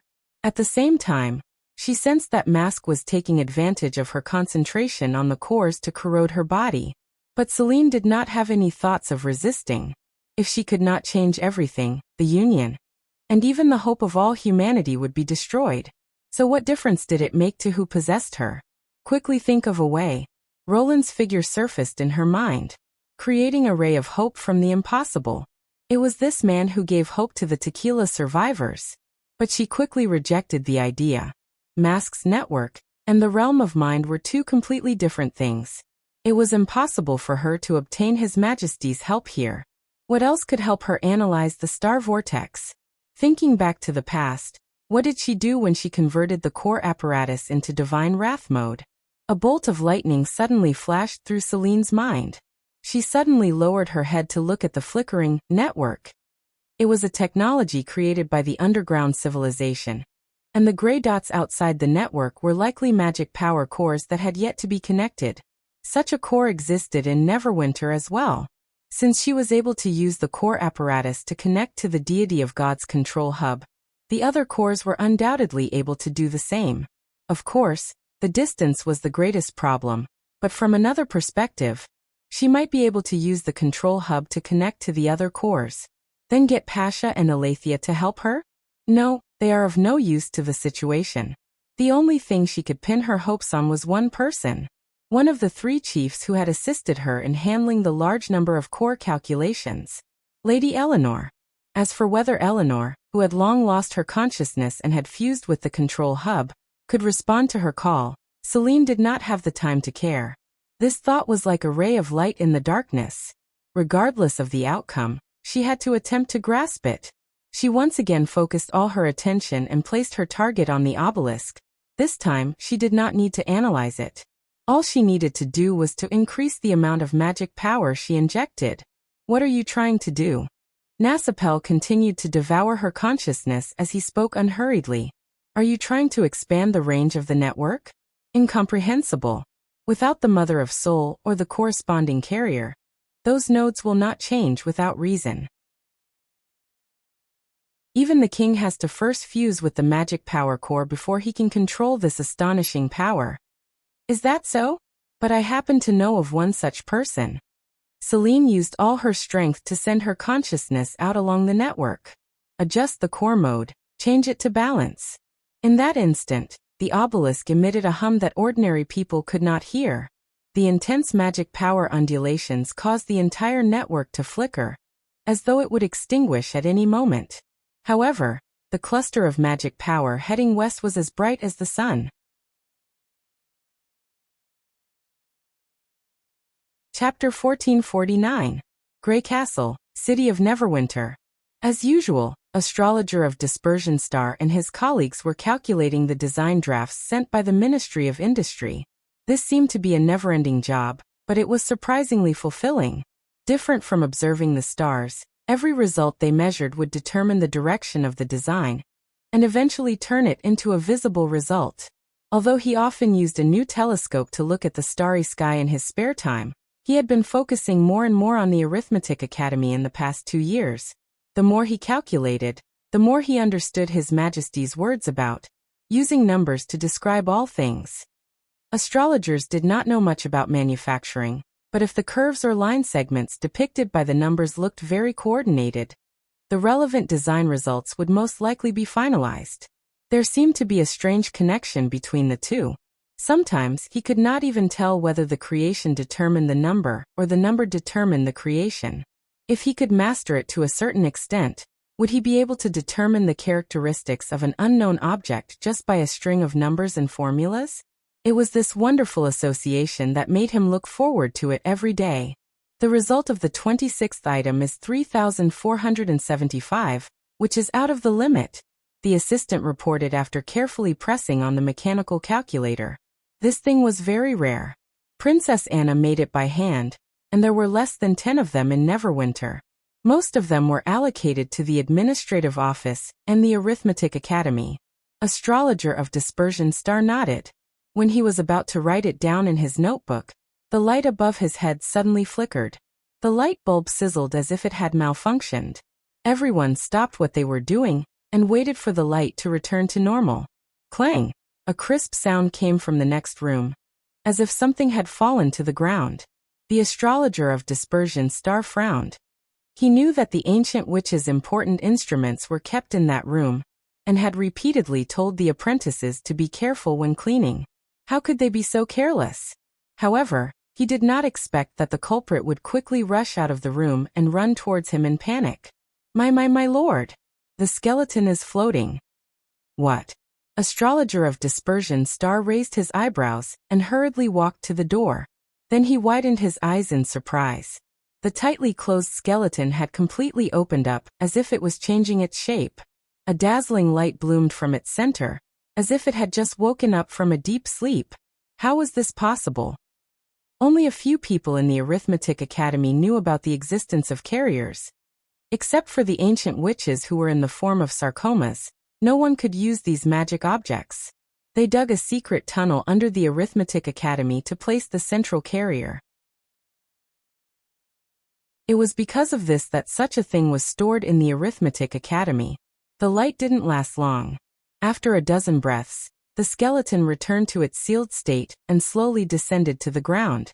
Sir, I only used a wet rag to wipe the dust off it. I definitely didn't do anything else to it.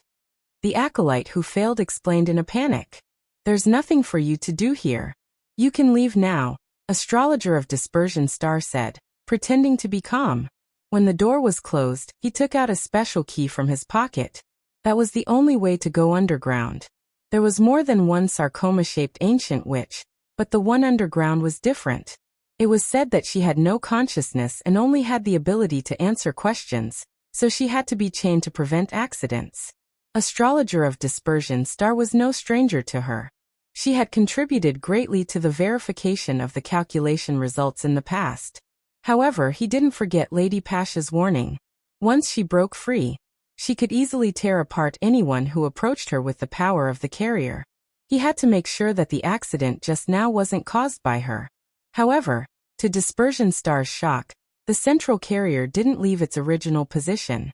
Instead, it slumped down, its tentacles twisting and entangling together, showing no signs of movement. Oh no! How could this happen? Dispersion Star knew that the problem was far beyond his ability to solve. He turned around abruptly and ran to the ground while shouting, "Someone, go to the castle and inform Lady Scroll." The burst of light soon dissipated. The gray dot lit up for a few seconds before extinguishing like a short-lived fire. Did I fail? Celine looked at the net in silence. For a moment, she was clearly connected to the magic core, but why didn't the light continue? She originally planned to use the equilibrium mode to connect the two ends and have Lady Eleanor analyze the 4 core instruments, but now her hopes seemed to have dwindled. Even if she wanted to try again, she found it hard to concentrate. The corrosion of mask was gradually affecting her mind. Without the support of the Godstone mine, the net can't last long. It ultimately requires magic power to operate. Otherwise, why do you think I allowed the magic core to wander outside? Nasapel shrugged. Although it is incomprehensible, your willpower is commendable. I will accept your soul and knowledge. I will not allow such a thing. Suddenly, a voice that didn't belong to either of them appeared in the space of consciousness. Celine froze for a moment. The voice sounded familiar. with an indescribable sense of familiarity mixed in with the unfamiliarity. She turned around and saw a woman standing silently behind Nasapel. Her long hair nearly reached her ankles, and her brows were exquisite like a painting. Her half-open gray eyes had a trace of indolence that couldn't be erased, making her a stark contrast to the other two members of the three chiefs. Lady Eleanor. Celine blurted out. She almost couldn't believe her eyes. After more than 400 years, she was once again seeing the leader of the Union. You are Celine, right? I remember your voice. And this fellow is undoubtedly a high-level demon. Eleanor scanned the surroundings. What is this place? Is it a new soul vessel? I will tell you everything later, but there's no time to explain now. Celine said anxiously. Please help me reactivate the magic core and expel this demon. Any later, and it will be too late. Ha ha. Mask laughed out loud. I was wondering what you had done. So it's an extra gift. Is this female very strong? It's a pity that I don't have a corporeal body, so my combat abilities are useless here. As for analyzing the 4 cores, it's even more laughable. In terms of calculation. Halfway through his sentence, Nasapel's smile froze on his face. He clearly saw that the star vortex above his head was undergoing changes. First, a few blobs of light suddenly appeared, followed by the rapid expansion of the assimilated region. It was as though a waterfall was flowing in the opposite direction, forcefully suppressing the rotation of the star vortex and forcing it to rotate in the opposite direction. With the two forces intertwining, the 4 cores once again blossomed with dazzling light. The deity of gods that had regained the ability to ascend entered a state of rapid deceleration. The dispersing red mist began to shrink inwards, and the surface of the red mist lake, which had a tendency to boil, once again became crystallized. As for the first army soldiers in the promotion plaza, they were all pressed to the ground, unable to move. Who are you? Nasapel was stunned. How can a single person understand the structure of the magic cyclone so quickly? It's impossible for a single person to do it. Eleanor extended her hand above her head, as though she was touching the magnificent magic image. But I'm not alone. With a loud boom, the surrounding light was extinguished. The net and the other nodes vanished without a trace, leaving only the deity of gods in the darkness, flickering persistently. Celine realized that the control hub they were in had lost its connection with the net. Chapter 1450. The rumbling space suddenly quietened down. Everything in the outside world seemed to have distanced themselves from the two of them. Looking at the woman in front of her, Celine almost could not hold back her tears. Even though her body no longer possessed the ability to shed tears. She wanted to hug the other party, but halfway through, she saw her rough tentacles and stopped in midair. Instead, the other party took the initiative to approach and held onto her tentacles without hesitation. It's not my first time seeing a carrier. What are you shy about? Her tone was as warm as ever. The familiar voice and appearance made Celine unable to hold back her emotions. She unfurled all her tentacles and pulled Eleanor into her embrace. Can you tell me the entire story now? The other party laughed. My lady, can you first tell me the situation outside? After calming herself down, Celine recalled her mission. The fact that the space of consciousness still existed proved that the deity of gods did not crash into the ground like the enemy had predicted. However, she still wanted to hear news that the outside was safe and sound. Although it is still falling, it should be able to reduce its speed to a safe range before it crashes. Eleanor paused for a moment.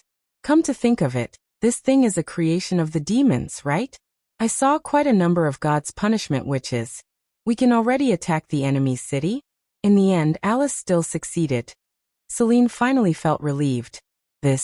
I'm afraid things are different from what you think, and it will take a long time to explain. Consciousness communication is suitable for a long speech. Eleanor exhaled. Come, I'm ready. Yes. Yes. Celine nodded her main tentacles. Then I will start from the moment you fused with the central carrier. After a long time she stopped. So that's how it was. When Eleanor spoke again, her tone was filled with emotion. In the end, it wasn't Alice or Natalia who won, but the humans reunited as a whole. But I'm curious, can there really be such a person among the mortals? Yes. We took a long time to accept this. Instead, it was Agatha who had previously recruited ordinary people who adapted quickly. If not for her pulling strings, the process would have been even more tortuous. Yes. I remember that name. Eleanor blinked. A young genius awakened. You still remember her, Celine said in surprise. She's the only witch who can live to this day who still keeps her original appearance. At this point, she hesitated for a moment before asking, Lady Eleanor, can you recall what you experienced in the central carrier? The other party shook his head slowly. In fact, I don't know who I am either. The name Eleanor isn't accurate because I'm still Xiaowei, Li'er Salihi, all the witches that have fused with the central carrier to form the current me. I could remember everything that had happened before the fusion, but it wasn't the same in the hub.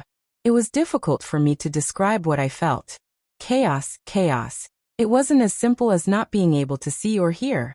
It was as if my consciousness had been separated into several parts, with only a small part remaining normal. She pondered for a moment. If I really want to think about it, the only thing I can remember are those arithmetic problems and the analysis of the magic core. Then how did you get here? Celine said in surprise. I'm not sure either. Maybe it's like seeing a beam of light piercing through the chaos. No matter what, you'll run towards it? So that's how it is. To me back then, you were also that beam of light in the darkness. Celine remained silent for a moment before she suppressed the surging emotions in her heart. Thinking back to how the process of her entering this place was abnormally smooth, it was highly likely to be related to the mother of soul that Nasapel had modified. Compared to the central carrier of the underground civilization, this carrier was probably more compatible with their consciousness. This wasn't hard to understand. After all, from the many brains that Mask displayed, his thought processes should be complex and varied. If he was unable to coordinate all these consciousnesses, the first to suffer the backlash would definitely be him. It was precisely because this place was more suitable for Lady Eleanor that she was attracted, over the instant the two were connected by magic. Since she still existed after the disappearance of the net, it meant that the Neverwinter carrier had once again become an empty shell, and Eleanor was currently residing within the mother of soul of the demons. After Celine summarized her analysis, the other party nodded in agreement. I think so too. I didn't expect that after such a long time, I would become a demon the moment I opened my eyes. This ending was truly unexpected. However, that Senior Lord Mask's modifications were truly thorough. This body didn't even retain any ability to move, as though it was done intentionally. Being unable to move meant that there was no way to transmit information out of the red mist lake. Naturally, no one would notice the changes at the bottom of the obelisk. As long as the tower continued to produce red mist, the Mother of Soul would definitely be safe and sound. Mask's actions were undoubtedly the blind spot of his own people. As long as we know who you are, it doesn't matter what the vessel is. Celine swayed her main tentacle, her voice filled with irrepressible anticipation. The other fused witches must have acknowledged you, allowing you to reappear as one of the three chiefs. When we return to Neverwinter, Pasha and the others will definitely be overjoyed. I also wish to see them. Eleanor looked into the distance. But I can't go that far. Why? Celine was slightly taken aback. Why? The god's stone beneath the obelisk is nearly depleted and will soon lose its effect. And the Mother of Soul will die along with it. No matter what, it is ultimately a demon and cannot move freely like a carrier. The last thing I can do for you is to let this city slowly fall to the ground. Celine instantly froze. She realized that she had forgotten an extremely important matter. The deity of God's ascension and deceleration were built upon the foundation of overdrawing the god's stone mine. Furthermore, when she enhanced the effects of the obelisk and used the net to connect to the western region, she had depleted the little magic power she had left. Regardless of whether Mask's second plan succeeded or not, it was an irreversible matter. There's nothing to be sad about. Eleanor lowered her eyelids. Your hard work has allowed me to see the world once again, and it's different from 400 years ago. This time, humans are filled with hope. This is already the greatest reward. But, Eleanor extended her hand to interrupt her. Actually, this isn't a bad thing. If I don't appear, everything will be the same. But if I were to return, it might bring about a lot of trouble, and might even be detrimental to the situation. How is that possible? Celine swayed her main tentacle as she retorted. Everyone will only feel excited. You mentioned that the current witches are led by a mortal king, right? If he were to know that 3 chiefs from the Union era had suddenly appeared in the United Front, what would he think? Who would the tequila listen to? Is my opinion the only one? Even if you deny it, it won't dispel this suspicion. As time passes, it will become a crack. As a member of the Quest Society, you usually focus on magic power research, so it's normal for you not to understand such things. So the safest method is to maintain the status quo.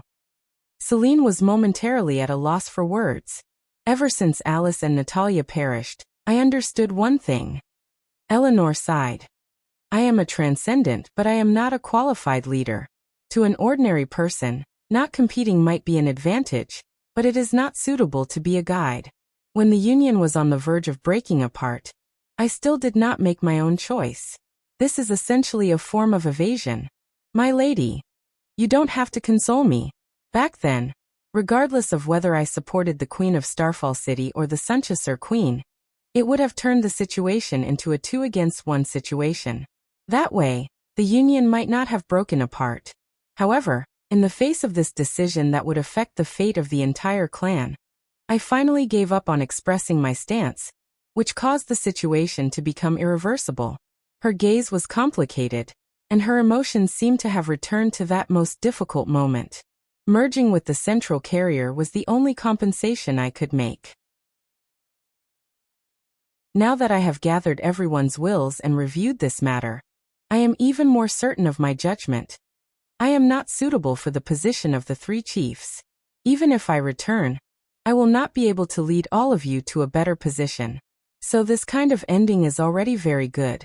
Before the obelisk collapses, just accompany me for a little longer. You can chat for as long as you want. Celine took a deep breath. But if I don't do anything now, I will regret it in the future. In any case, I hope that you will speak to Roland in person. Celine. Perhaps you are right, but that is for the king. At least he is like you in one respect. If you say you are the most unsuitable of the 3 chiefs, then he is the least king-like king I have ever seen.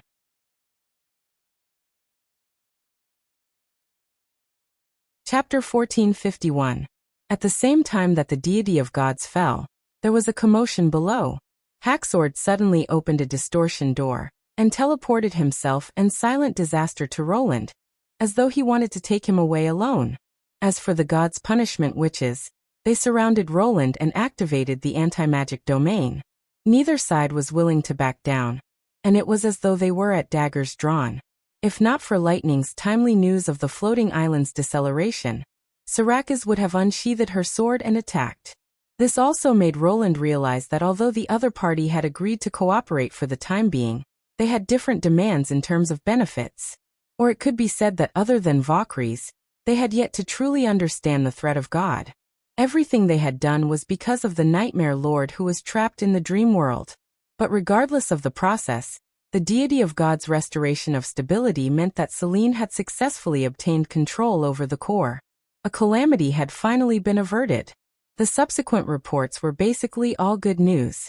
The First Army did not suffer any losses, with only 3 injured from the rapid fall. The spider demons that they expected did not appear, and the controlled mad demons did not rebel due to the accident. The entire operation could be said to be a daunting experience without any mishaps. Only when Celine came before Roland without a word did he realize that the situation was not as simple as it seemed. If it were in the past, she would have already started talking about everything she had seen and heard while controlling the deity of gods. And the truth was as he had imagined, or rather, it was even more inconceivable.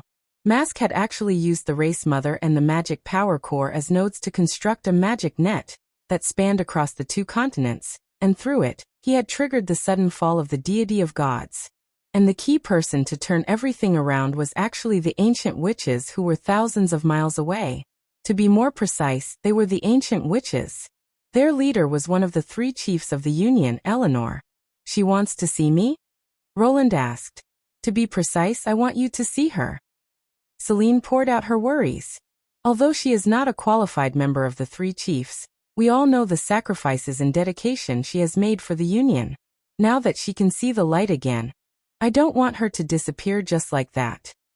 The deity of gods can't hold on any longer. Roland pondered. Without the divine stones, the obelisk would quickly decay. This had been proven by the Quest Society. The Mother of Soul was the foundation of the entire tower, so it was only a matter of time before it died. The key was to find a new source of mana for the Mother of Soul. He had never done something like this before, and his understanding of the Devil's Matrix was close to zero. If it had been a year or so earlier, he would have been helpless. But now that he had the help of Valkyries and Hacksword, he might be able to change the outcome. Your Majesty, don't worry, Roland comforted. She's the hero who saved Grey Castle and the Kingdom of Dawn. Even if you didn't mention it, I would have done my best to keep her here. Since there was no lack of technical feasibility, the most important thing right now was to change the other party's mind. This was the same principle as treatment. A person with faith would have a higher chance of survival than those who had given up. When it came to arguing, Roland admitted that he had never lost. After ascending the deity of gods, he stood in front of the revolving magic power core and nodded to Celine. This was different from the realm of mind. Roland could not directly connect to it like a carrier, so he could only communicate with Eleanor through Celine. The latter extended his main tentacle and slowly inserted it into the core. Soon, a voice that he had never heard before rang in his mind. I guess you are the human king. Roland Wimbledon. He closed his eyes and replied in a relaxed tone in his mind. Nice to meet you for the first time. I'm glad that you were able to escape from the central carrier, Eleanor of the 3 seats. It's a pity that you can't really see me. Right now my body is nothing but an ugly demon. This is only a temporary situation. Since your consciousness can enter here, you will be able to enter the realm of mind one day. There, not only can you return to your original appearance, but you can also see many of your past companions. The dream world. I've heard from Celine that it's an incredible place. Eleanor paused for a moment. But she should have told you that this city's core mineral vein is about to be depleted. I can't wait until then. Just wait in another location. Roland went straight to the point. What? There's a godstone mine in Neverwinter. I can move you there. Indeed, there is a certain difficulty in terms of technology, such as how to fish you out of the Red Mist Lake, and how to send you to Neverwinter without any Red Mist supplies. But I believe that with careful preparations, it can be done. But the price is not small. Eleanor let out a light laugh. There are no benefits to doing this. Did Celine promise you something? Lady Eleanor, I didn't do that, Celine defended herself. How can there be no benefits? Roland interrupted her. Your existence is extremely important to the humans, it's just that you don't realize it. Eleanor was slightly taken aback. Extremely important? There's no doubt that Mask is able to use the net to gain control of the core instrument. The core will obviously be an important tool for magic power research in the future, and only you can expel it. Just this point alone is extremely important. Roland spoke with fervor and assurance. Of course, this isn't the most important. He suddenly lowered the speed of his speech and enunciated each word clearly. If the humans also have such a floating city, the war will completely tilt in our favor. This time, it wasn't only Eleanor, even Celine was shocked. You wish to build the deity of gods? Why not? We don't need to start from scratch. There's a core instrument that Mask has concocted, and a suitable controller. All we're lacking is an obelisk. Roland spread out his hands. But there's no need for me to raise such a large territory. A floating island of 1 kilometer or 2 is sufficient to take off and land heavy bombers, and can even bring an army directly to the bottomless land. The premise is that you can successfully figure out the structure of the magic power core, and use it on the new Godstone mine. I know it won't be easy, but even if you don't succeed in the end, I won't think that you're inferior to Mask. At least you've tried your best, haven't you? You don't think you're qualified to be one of the 3 chiefs? No problem, I'll just give you a new goal. You've even resorted to goading, and it's the kind that doesn't conceal it. At this point, you can't possibly refuse, right? The voice in his mind suddenly turned silent. After a while, Eleanor sighed. I finally understand what the king who is the least like a king means. Ah? What's that? No, I didn't say anything. Her voice contained a sense of relief. It's just that, Mr. Roland, you seem to have misunderstood a premise. Everything you have envisioned is based on the successful transfer of the mother's body. I know it won't be easy, but if you fail, I won't blame you. Lady Eleanor. Celine exclaimed in delight. Of course. Roland raised the corner of his mouth. We all have our own responsibilities. Then quickly decide on a landing spot. This thing won't last much longer. I've already thought of it. He opened his eyes and looked southeast. Regardless of where the deity of gods landed in Grey Castle, it would become a huge obstacle. Only the sea could easily accommodate the inverted mountain. If the landing spot was chosen appropriately, it might even add a subsidiary island to Grey Castle. Let's land near Seawindshire.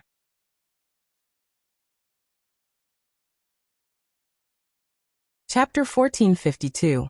Eleanor's claim of not being able to hold on for too long was not considered short.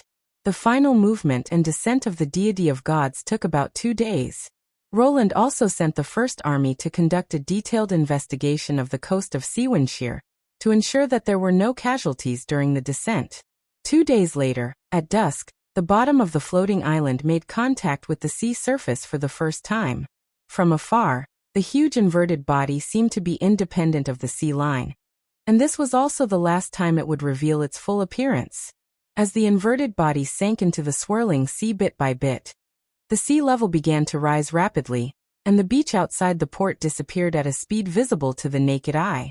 The waves surged over the embankment and rushed into the port's warehouses and other facilities.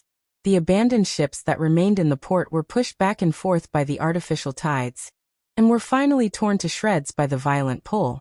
The crashing of the waves against the land was incessant, and could be heard clearly even from miles away. Roland stood on a safe high ground, and witnessed the entire process of the deity of gods entering the sea. After all, such a magnificent scene would probably not happen a second time. His only regret was that he did not know how to recite poems.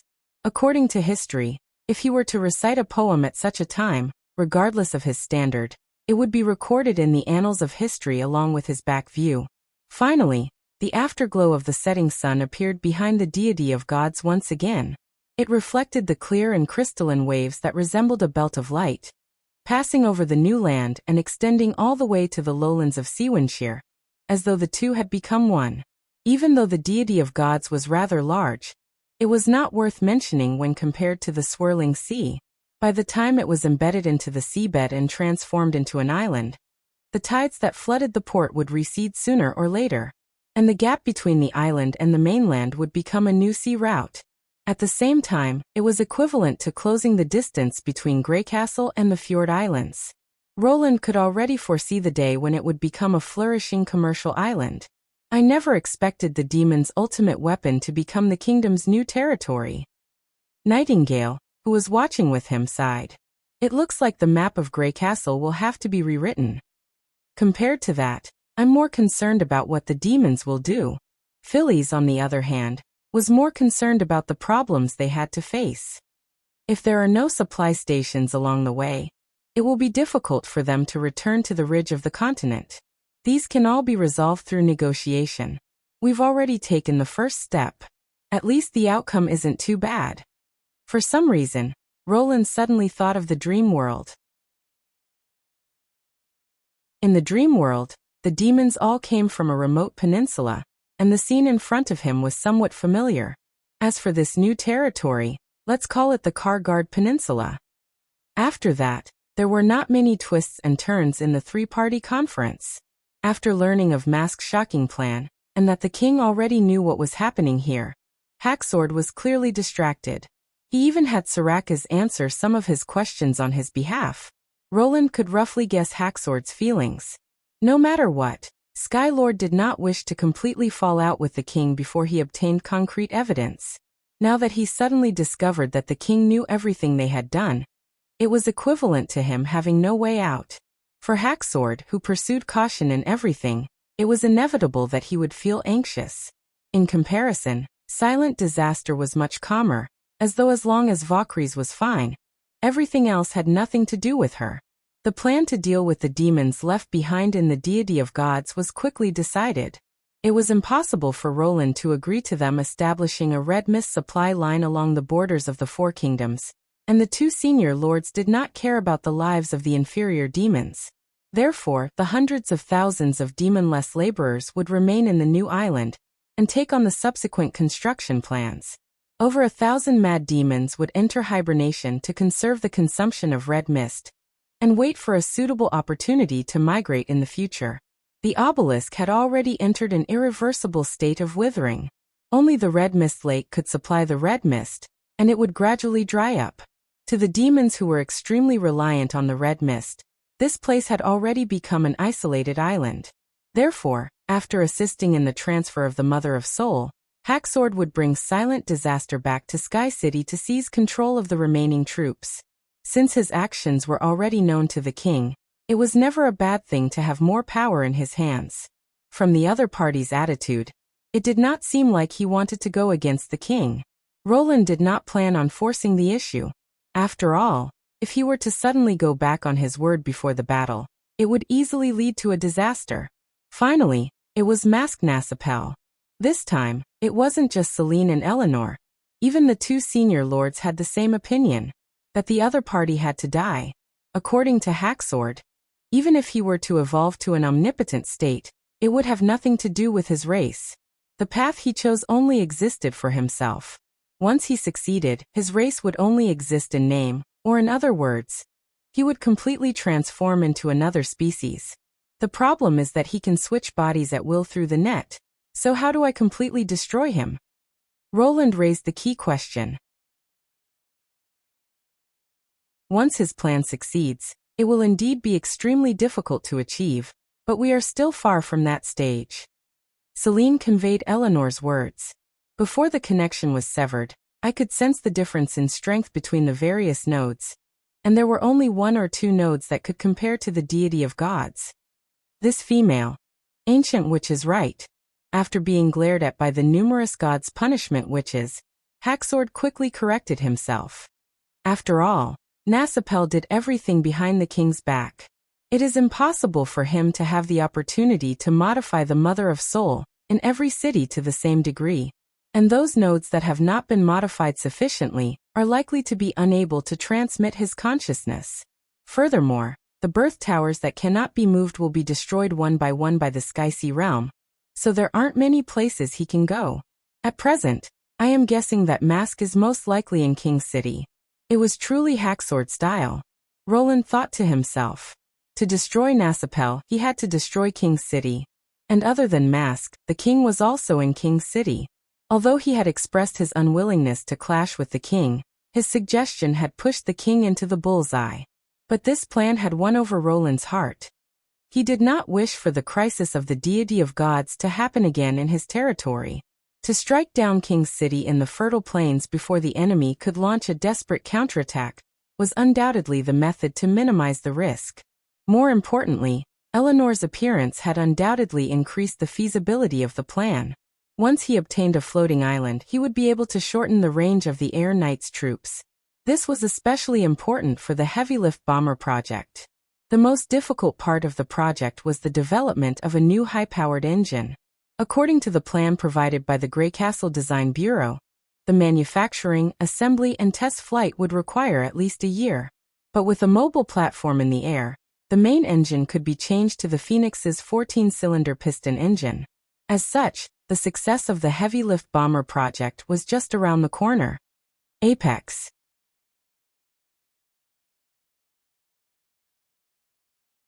Chapter 1453. Hermes, in the Old Holy City.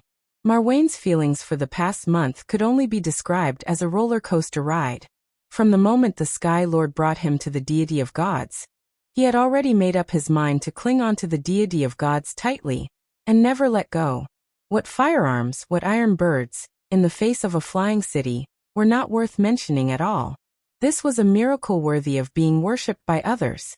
Following that, he swept away his previous decline, and tried his best to display his worth. He organized his subjects to work and did not spare any effort in the construction of supply stations.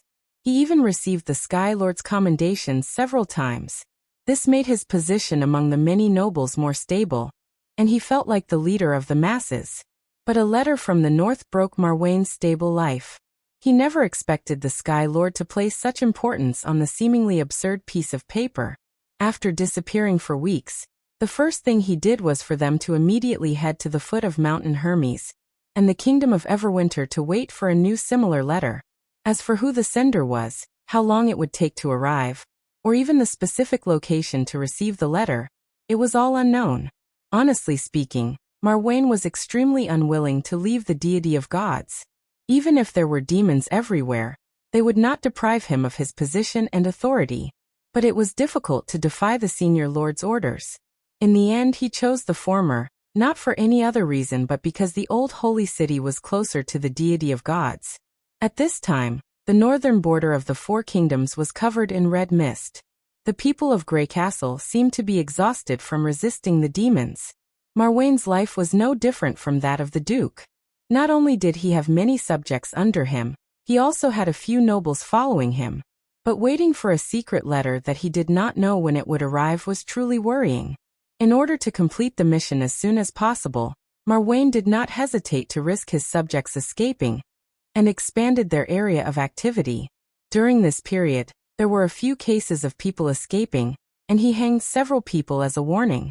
At the same time, he offered a handsome reward for possible clues, but he never received the letter. If all of that was a matter of luck, then the development of the matter completely exceeded Marwain's expectations. The deity of gods suddenly rose and headed east before disappearing from his vision. This caused the Duke to feel extreme panic. The floating miracle city behind him was his greatest reliance, and without it, he could not eat or sleep in peace. What was worse was that the Sky Lord never appeared again, as though he had completely forgotten about the secret letter. Not long after, he heard the news that the floating island had been destroyed by Grey Castle. To be honest, Marwain did not believe such nonsense from the bottom of his heart. That was a floating mountain with a radius of dozens of miles. If the people of Grey Castle had the ability to flatten a mountain, why would they wait until now to use it? Unfortunately, not everyone was as smart as him. For a moment, people's hearts wavered, and he found that he could not control the other nobles. The fact that there was still no news from the Sky Lord intensified the situation. His mood became worse and worse, and apart from drowning his sorrows in wine and women, he almost didn't want to do anything else. His days almost returned to the days when he was in the kingdom of eternal winter. Zack Zack. When the bottle of wine was finished, Marwain shouted the old butler's name. "My lord, what are your orders?" The butler quickly opened the door to his room. "Find a few more ladies tonight. I want young and beautiful ones," he stammered. "But you ordered them yesterday." "That was yesterday. I am the Duke. This is my authority, do you understand? They should sacrifice everything for me." "Yes, I understand." The old butler lowered his head. "Right, the people we sent out. Are there any updates?" Marwain did not believe in the nonsense on the streets, but it did not mean that he would not verify it himself. In fact, when the deity of gods left the Hermes Highlands, he had sent several teams to track the target and attempt to figure out where it was headed. But the efficiency of these people was ridiculous, with only a few returning the day before. The old butler shook his head.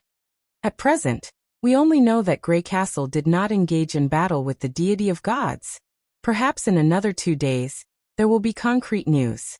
This bunch of lazy fools. Marwain cursed as he opened a new bottle of wine. "All right, you may leave. Then let's wait another 2 days. The red mist was dissipating, and there was no telling when the people of Grey Castle would return. He had to think of a way out for himself. Even if he was no longer around, it did not mean that he was going against the Sky Lord's orders. Whoever obtained the letter, at most, would receive less credit. Of course, the kingdom of eternal winter was not where he wanted to go. It had already been proven that it was unable to withstand the attacks of the people of Grey Castle. Marwain heard from the other senior demons that a new deity of gods was flying towards him. Furthermore, it was the city where the Demon King resided, making it the most suitable route of retreat. As long as he followed the route that the demons had previously taken, it should not be difficult to find it. When the time came, he would leave with the most loyal nobles. Night quickly descended, but the lady that Marwain wanted did not appear. This made him burn with rage.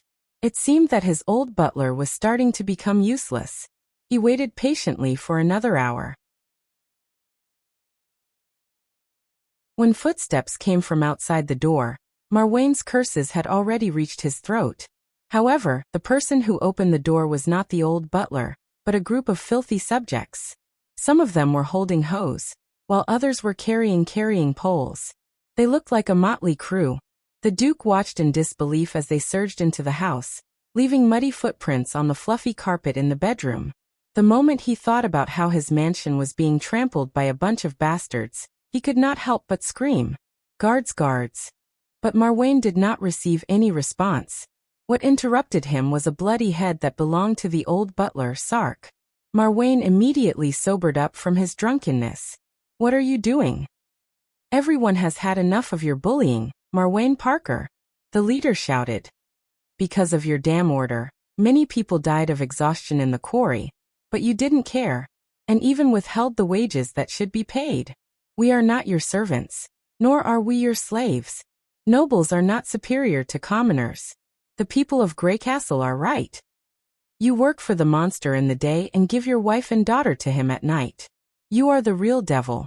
Now surrender and follow us to Grey Castle, or don't even think about leaving this house." Damn it, Marwain thought bitterly. These guys have been corrupted by the people of Grey Castle. If I had known this, I would not have let them go outside the old holy city to gather information.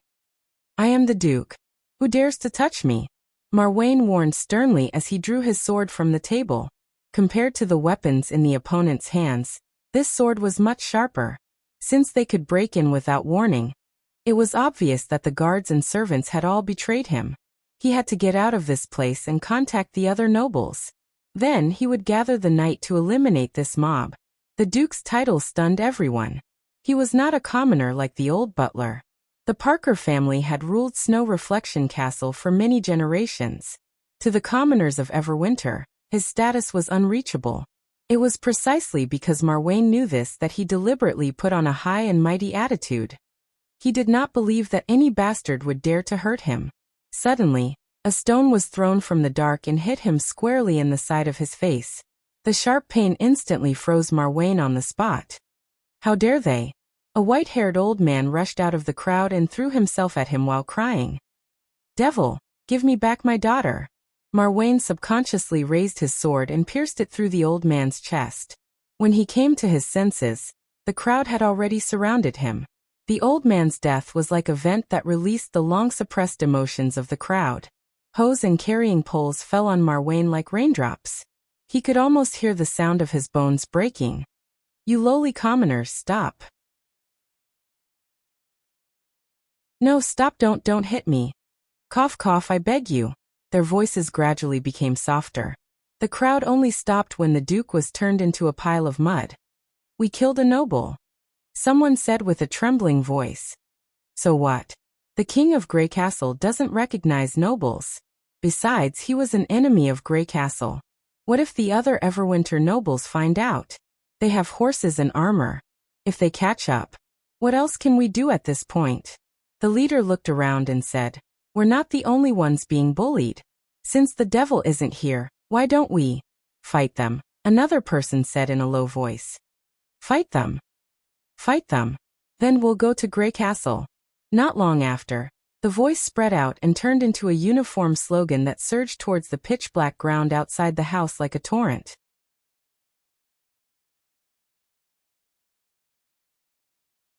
Chapter 1454. The change in attitude and mindset of the two senior lords did not only affect the deity of gods that had turned into an island. Apart from the spark that quietly ignited at the foot of Mount Hermes, The offensive of the Western Front also came to a complete halt due to the disappearance of the source of the red mist. Even though there were still remnants of the monstrous beasts active in the impassable mountain range, when their magic power was depleted, they would forever remain dormant. This greatly reduced the pressure on the First Army, who had set up defenses everywhere, and Cage Mountain was no longer the life and death barrier that had to be protected in the north. In the following week, many troops gradually retreated from the front lines and turned to support Neverwinter's western battlefield. The originally fraught situation immediately became more lively. The return of a large number of troops caused the offensive and defensive situation of the western region to reverse. The newly formed tank units on the ground rampaged through the horde of demonic beasts, encircling the stealthy blade beasts like a sieve. And when the demonic beasts gathered in large numbers, they would suffer from the aerial knights' attacks. The railway nodes and bunkers that had been abandoned were gradually recaptured, and the corpses of mutated beasts that died under the cannons were strewn everywhere. If not for the speed at which they decomposed into black liquid, the entire land would have been filled with the stench of corpses. Although according to Valkyries, the demonic beasts were just the Skysea realm's evolution field, and had limited effects on the battlefield, with the true danger still to come, it was undoubtedly important for Neverwinter to stabilize the situation. Since the demons' defensive line was completely lost, the Skysea realm's large-scale invasion of the Land of Dawn was inevitable. Therefore, there was a need for the First Army to concentrate their strength on one point, and not spread out to fight on two fronts. Roland heaved a sigh of relief and began his rescue of Eleanor. Even though the birth tower, which was also the obelisk's transplant, had always been Mask's responsibility, the three senior lords had more or less heard of it after so many years. The core link was naturally the modification of the Mother of Soul, allowing it to become one with the new mineral veins. This technique was only known to Mask and the higher ascendants that followed him, but the body that Eleanor had obtained was a complete product, so it was a part that could be skipped. Secondly, the Mother of Soul had to be strong enough to recover after the transplant. This point was easy to understand. The transplant was no different from a bone-breaking injury to the mother, just like a tree. Now that it was Eleanor, the only thing he could do was to trust her. Lastly, the Mother of Soul was not allowed to leave the red mist. In other words, before the steel started transforming the red mist again, it had to be in an environment with an abundance of red mist. This was the most difficult part of the entire rescue operation. Fortunately, Hacksword would be participating in the operation as well. The importance of its distortion door to logistics was self-evident. In this kind of situation, it would be able to display extraordinary effects.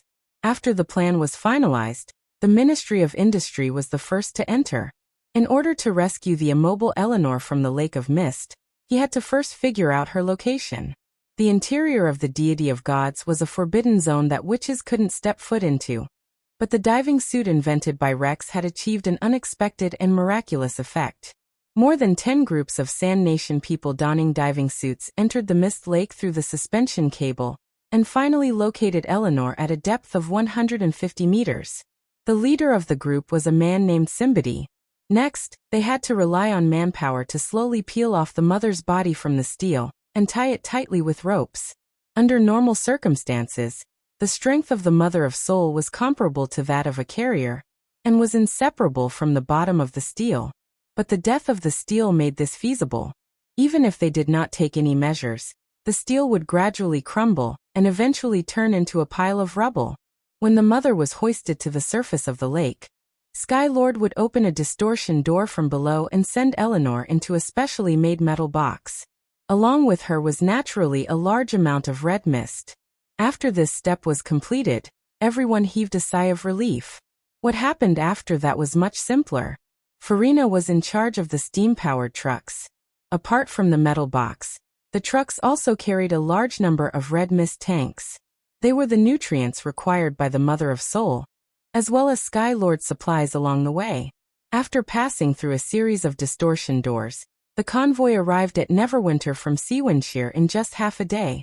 If not for Hacksword's insistence on leaving, Roland would have wanted to give him the position of a transport captain. Under the expectant and concerned gazes of all the gods' punishment witches, Fran swallowed the metal box and sent it to the bottom of the North Slope Mountain mine. This also meant that the entire rescue operation had come to an end. Under the coordination of the Central Administrative Office, they had mobilized close to 10,000 people from various departments, including many races, to complete the frontline transportation that spanned more than half of Grey Castle. At this point, all Roland could do was wait. North Slope Mountain Mine, God's Stone Mine area. Pasha rolled up a can of red mist and carefully poured it on the root of an ugly monster. It looked like a lump of soft mud with two symmetrical rows of compound eyes on the top of its head. Its body was as big as 3 central carriers. Even without using the stone of measuring, one could feel the powerful magic power contained within the monster's body. This demon, known as the Mother of Soul, was the key to turning the God's Stone of Punishment pillars into red mist towers. It was said that it would only be born when the magic power in the world reached its peak, which was the start of the Battle of Divine Will. Thus, before obtaining the transplanting technology, the demons could only quietly wait for an opportunity before the descent of the Bloody Moon. If it was during the Union's era, Pasha would not hesitate to sacrifice her life if she had the chance to kill the Mother of Soul. But now, she was taking care of the Mother of Soul as though she was taking care of a child. Even she found the contrast rather strange. "You're here." A familiar voice suddenly came from behind her. "How's her condition?" Pasha turned around and bent her main tentacle. It was Roland. Apart from the surviving ancient witches of Tequila, he was the one who visited Eleanor the most frequently. "It seems like migration is indeed a painful matter." Roland sighed. Pasha's tone did not sound too dejected. "I hope so." Roland nodded slightly. After the two of them looked at each other for a moment, Pasha broke the silence. "You've already thanked me many times," Roland said helplessly. Ever since the ancient witches knew that the 3 chiefs and their companions who had joined the central carrier were still alive, their reaction could only be described as passionate. He had also received everyone's gratitude. However, Pasha did not seem to be satisfied with just one thank you. She would say the same thing almost every time she saw him. "Eleanor has contributed greatly to the kingdom of Grey Castle. It's only my duty to save her." It was difficult to hear such emotional words coming from Pasha's mouth. Even Roland could not help but be taken aback for a moment. He tilted his head to look at Pasha, as though trying to read her expression from her tentacles. Unexpectedly, what he saw caused his heart to skip a beat, and he almost cried out in surprise. The symmetrical eyes on the Mother of Soul had opened at some point in time, and were silently sizing up the two of them. A new voice sounded in his mind. Pasha's body trembled violently. She used her main tentacle to cover her face. Pasha immediately straightened her main tentacle, and with a whoosh, she pulled herself up to the top of the cave before disappearing into the mine. She always wanted to be the first to speak to you." Roland's mouth twitched as he muttered in disbelief. "Speaking of which, you woke up just like that?" Eleanor yawned. "Oh." Roland only managed to reply after a long while. "All right, it's good that you're fine. Since my duty is done, the next step is to..." Eleanor said lazily. What?" Her tone was matter-of-fact. At this point, Eleanor paused for a moment, and there was a hint of ridicule in her voice.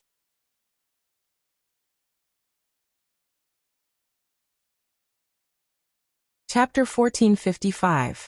It seemed like Celine and the others were right about Eleanor being approachable. If it was Alice, Roland found it hard to imagine that the transcendent leader who exuded an icy aura would say such a thing. No, I believe you." He waved his hands.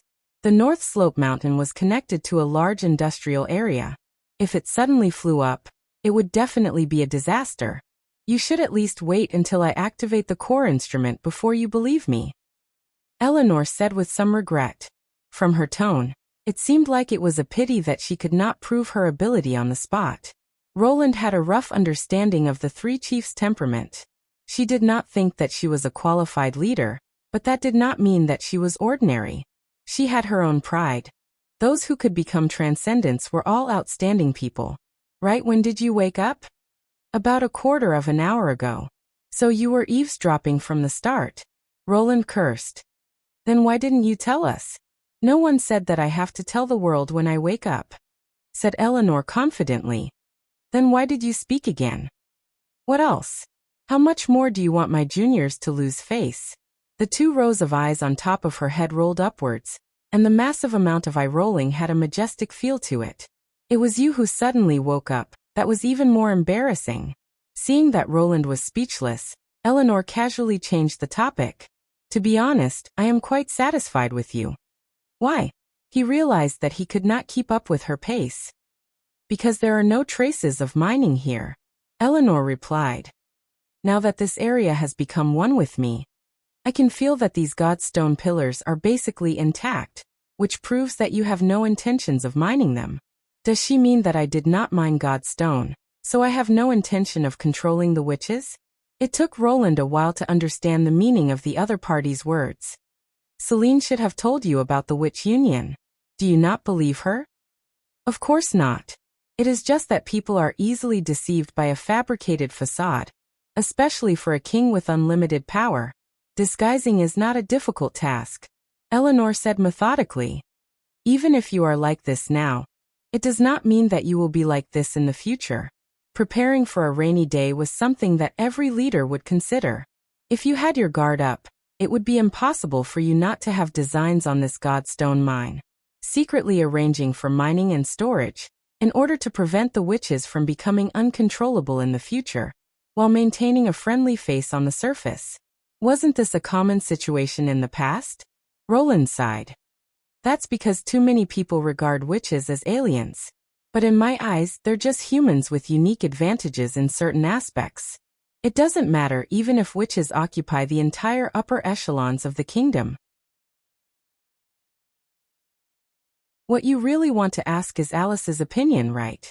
Roland said straightforwardly. As long as the human race can continue, the witches will definitely be able to return to the peak. They even told you this? For the first time, Eleanor looked surprised. No, this is what I saw from the mark of time. Roland had a calm expression. Actually, Alice fell into the same misconception. As long as witches are humans, isn't this statement a matter of course? If an outstanding person cannot lead the race, then the race is destined to have no future. Similarly, if the leader no longer seeks for the benefit of the entire race, then it will be impossible to maintain the race. Random awakenings and the inability to inherit magic power could be considered a special talent in a certain sense, but it would not separate the talented person from the rest of the race. What was truly worth being wary of were artificial choices and specific inheritances. If that happened, then the conflict between the two would be difficult to resolve through time. Eleanor looked at him for a long while, probably trying to read his true thoughts from his expression, but after a moment, she gave up on the idea. I will wait and see. What's your next plan? First, we will carry out a large-scale transformation of North Slope Mountain, turning it into a suitable aerial fortress. This was also the reason why Roland did not allow her to immediately raise the floating island, be it taking the initiative to attack the new deity of gods or rushing to the bottomless land. It required a large amount of resources as a foundation. Once they left Neverwinter, it would be difficult to obtain supplies. Can you estimate the size of the floating island? It shouldn't be a problem. Eleanor blinked and nodded her head. Other than the factor of the mineral veins reserves, the Red Mist Tower will also increase the effective range, so even if you wish to make it as big as the deity of gods, it is impossible. How exactly does the Red Mist Tower grow? Regarding this, I am as curious as you, so I spent some time to inspect the body. Then I realized that it can turn the god's stone pillars into a part of its body. Simply put, the god's stone will not show any signs of life under normal circumstances, but after fusing with its mother, it will begin to reproduce. Of course, this process will change the nature of the god's stone, causing its strength to decrease, and it will no longer possess the ability to restrict magic power. Then, Roland hesitated for a moment. Can you produce red mist as well? Eleanor let out a long sigh. Yes, I can. In fact, not only did I grasp the various characteristics of the Mother of Soul, I even gained a deeper understanding of the various details. For example, the red mist may fly. From another perspective, It is also a type of demon, and the other demons are produced in a similar manner. Do you mean? He said in surprise. That's right, be it the mad demons, fearsome demons, or lords of hell, they are all the same. I found information regarding them in the Mother of Souls body. But in order to incubate these demons, a crucial part is still missing, and the mother that completes this part is known as the king. Roland was momentarily speechless. Although he knew that demons did not need to mate, he never expected them to use such a method to prolong their existence. In other words, I also have the possibility of becoming the king of demons. Isn't it ironic, for the 3 chiefs of witches to one day produce demons? Eleanor glared at him. So remember what you said, don't let me stay here all the time. This depends on the advancement of magic power technology, and not me, Roland thought helplessly. But he thought further. Through the transfer of consciousness, Eleanor obtained all the information regarding the Mother of Soul without any obstruction. This was similar to learning knowledge, and could be viewed as a narrow form of inheritance. And according to this trend, it was inevitable for different races to inherit, assimilate, and evolve. Why did God have to go to such lengths and use the battle of divine will and the legacy shard to force this process to happen? Secondly, it was the consciousness itself. In stark contrast to the low-level technology of this world, the contact and transfer of consciousness was so easy, as though there were no technical barriers. If the gods had such abilities, it was still reasonable, but how could the underground civilization, demons and humans do the same? One had to know that in his original world, the most basic of perceptual simulation was only a concept that existed only on the big screen. He vaguely felt that the two were related.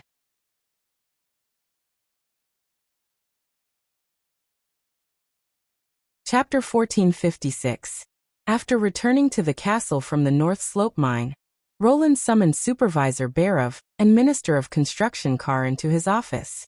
I need the administrative office to quickly prepare a new plan for the supply of metallurgical materials, to divert the supply from the North Slope Mountain to other places, be it Longsong Stronghold or Redwater City. The only thing to be guaranteed is that the quantity cannot be reduced. The North Slope Mountain will soon be unable to be mined. Their expressions immediately changed as they looked at each other. Carr lowered his head while Barov asked with difficulty, "Your Majesty, is the situation in the north that bad?" North. Roland was slightly stunned before he reacted. They probably thought that a new powerful enemy had appeared in the fertile plains, one that even the First Army could not contend against.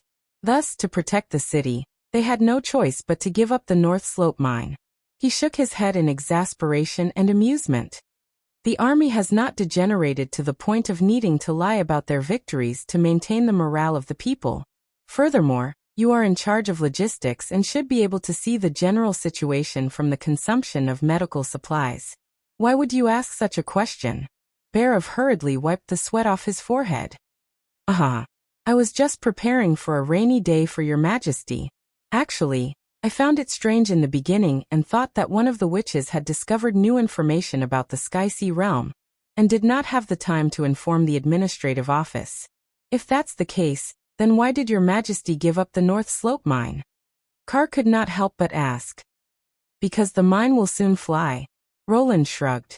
The two fell silent once again, but this time, their expressions were somewhat strange, as though they were doubting their own ears. You didn't hear wrong. It will fly and become a floating island. Roland sized up the two with interest and roughly explained the ancient witch Eleanor and the magic power core. Do you still remember the metal chest that the administrative office arranged to transport back? Inside it is the core of the deity of gods. But due to the risks involved in the transplant, no one can predict the outcome until the very last moment, so I did not tell you the details. Now you should know that the plan was a success, and Neverwinter will soon have a floating territory. Barov's eyes were wide open, and for a moment he couldn't say anything. Carr, on the other hand, was so excited that his whole body was shaking. He asked in a trembling voice, "Your Majesty, you don't just want a huge stone, do you?" "You're right." Roland didn't beat around the bush. It will be a floating battleship, a fortress that won't fall. It had to satisfy the needs of a large number of soldiers for several months, or even an entire year. Not only could it take the initiative to attack the enemy, but it also had a certain level of defense. How long do you think it will take to transform the North Slope Mountain into this state? As someone with a background in science and technology, he could completely understand Carr's excitement. Any aspiring designer would want to put their work in the most incredible place. To be able to build a floating city with their own hands was definitely an opportunity that could only be encountered by chance. According to the general planning, it will take 4 to 5 years, but I don't think His Majesty can wait that long. And the floating city can't be counted as a general project. Carr replied almost immediately. Considering its characteristics, the Ministry of Construction can completely station an engineering team to move along with the mountain. If I understand correctly, His Majesty must want the aerial knight to be stationed on the mountain. As long as there is a supply point, their attack and defense range will be far greater than any artillery. It seemed that after building more than a dozen landing fields, the Minister of Construction had a deeper understanding of the Air Force. Roland smiled and nodded. Go on. The landing field that can meet the needs of the aerial knight is nothing more than a runway, a warehouse, and a storage room for fuel and ammunition. There are mature and feasible plans and blueprints for these things, and they can be completed in a week at most. So, Your Majesty, Carr put his hand on his chest and said, at least a week. After a week, it will be able to meet your basic requirements. The rest of the project is just a further supplement, improvement, and expansion. What about the building materials? Bhairav asked. Once the North Slope Mountain flies, it will be very difficult to transport them up again. I have naturally considered this point as well. When it came to professional issues, Carr could be said to have a card up his sleeve. There is a small lake halfway up the North Slope Mountain, formed by the spring water from the peak of the mountain. In the first week, the engineering team can surround it and turn it into a natural reservoir. Not only can it be used for daily use, but it can also be used for construction.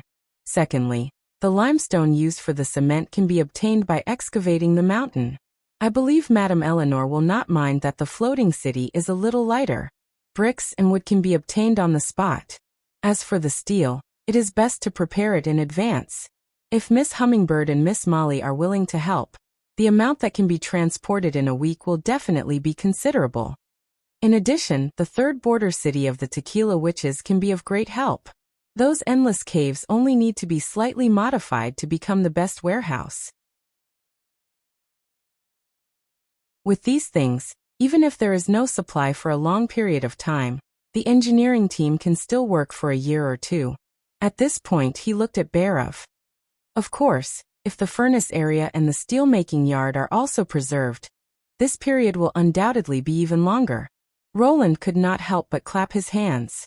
This plan was indeed the most suitable method in the limited time available. First, they could ensure that the floating island had basic combat capabilities in the shortest time possible. As for other things, such as the living conditions of the workers and the replenishment of the functional buildings, they could all be improved at a later time. Bhairav, what do you think? In that case, apart from the First Army, there will also be many citizens living on the island. The old director stroked his beard. It seems that I have to think of a recruitment plan that is sufficiently attractive. Roland smiled in satisfaction. It seemed that the other party had clearly grasped the key point of the plan. Boarding the floating island meant that they would be away from their homeland and the land for a long time.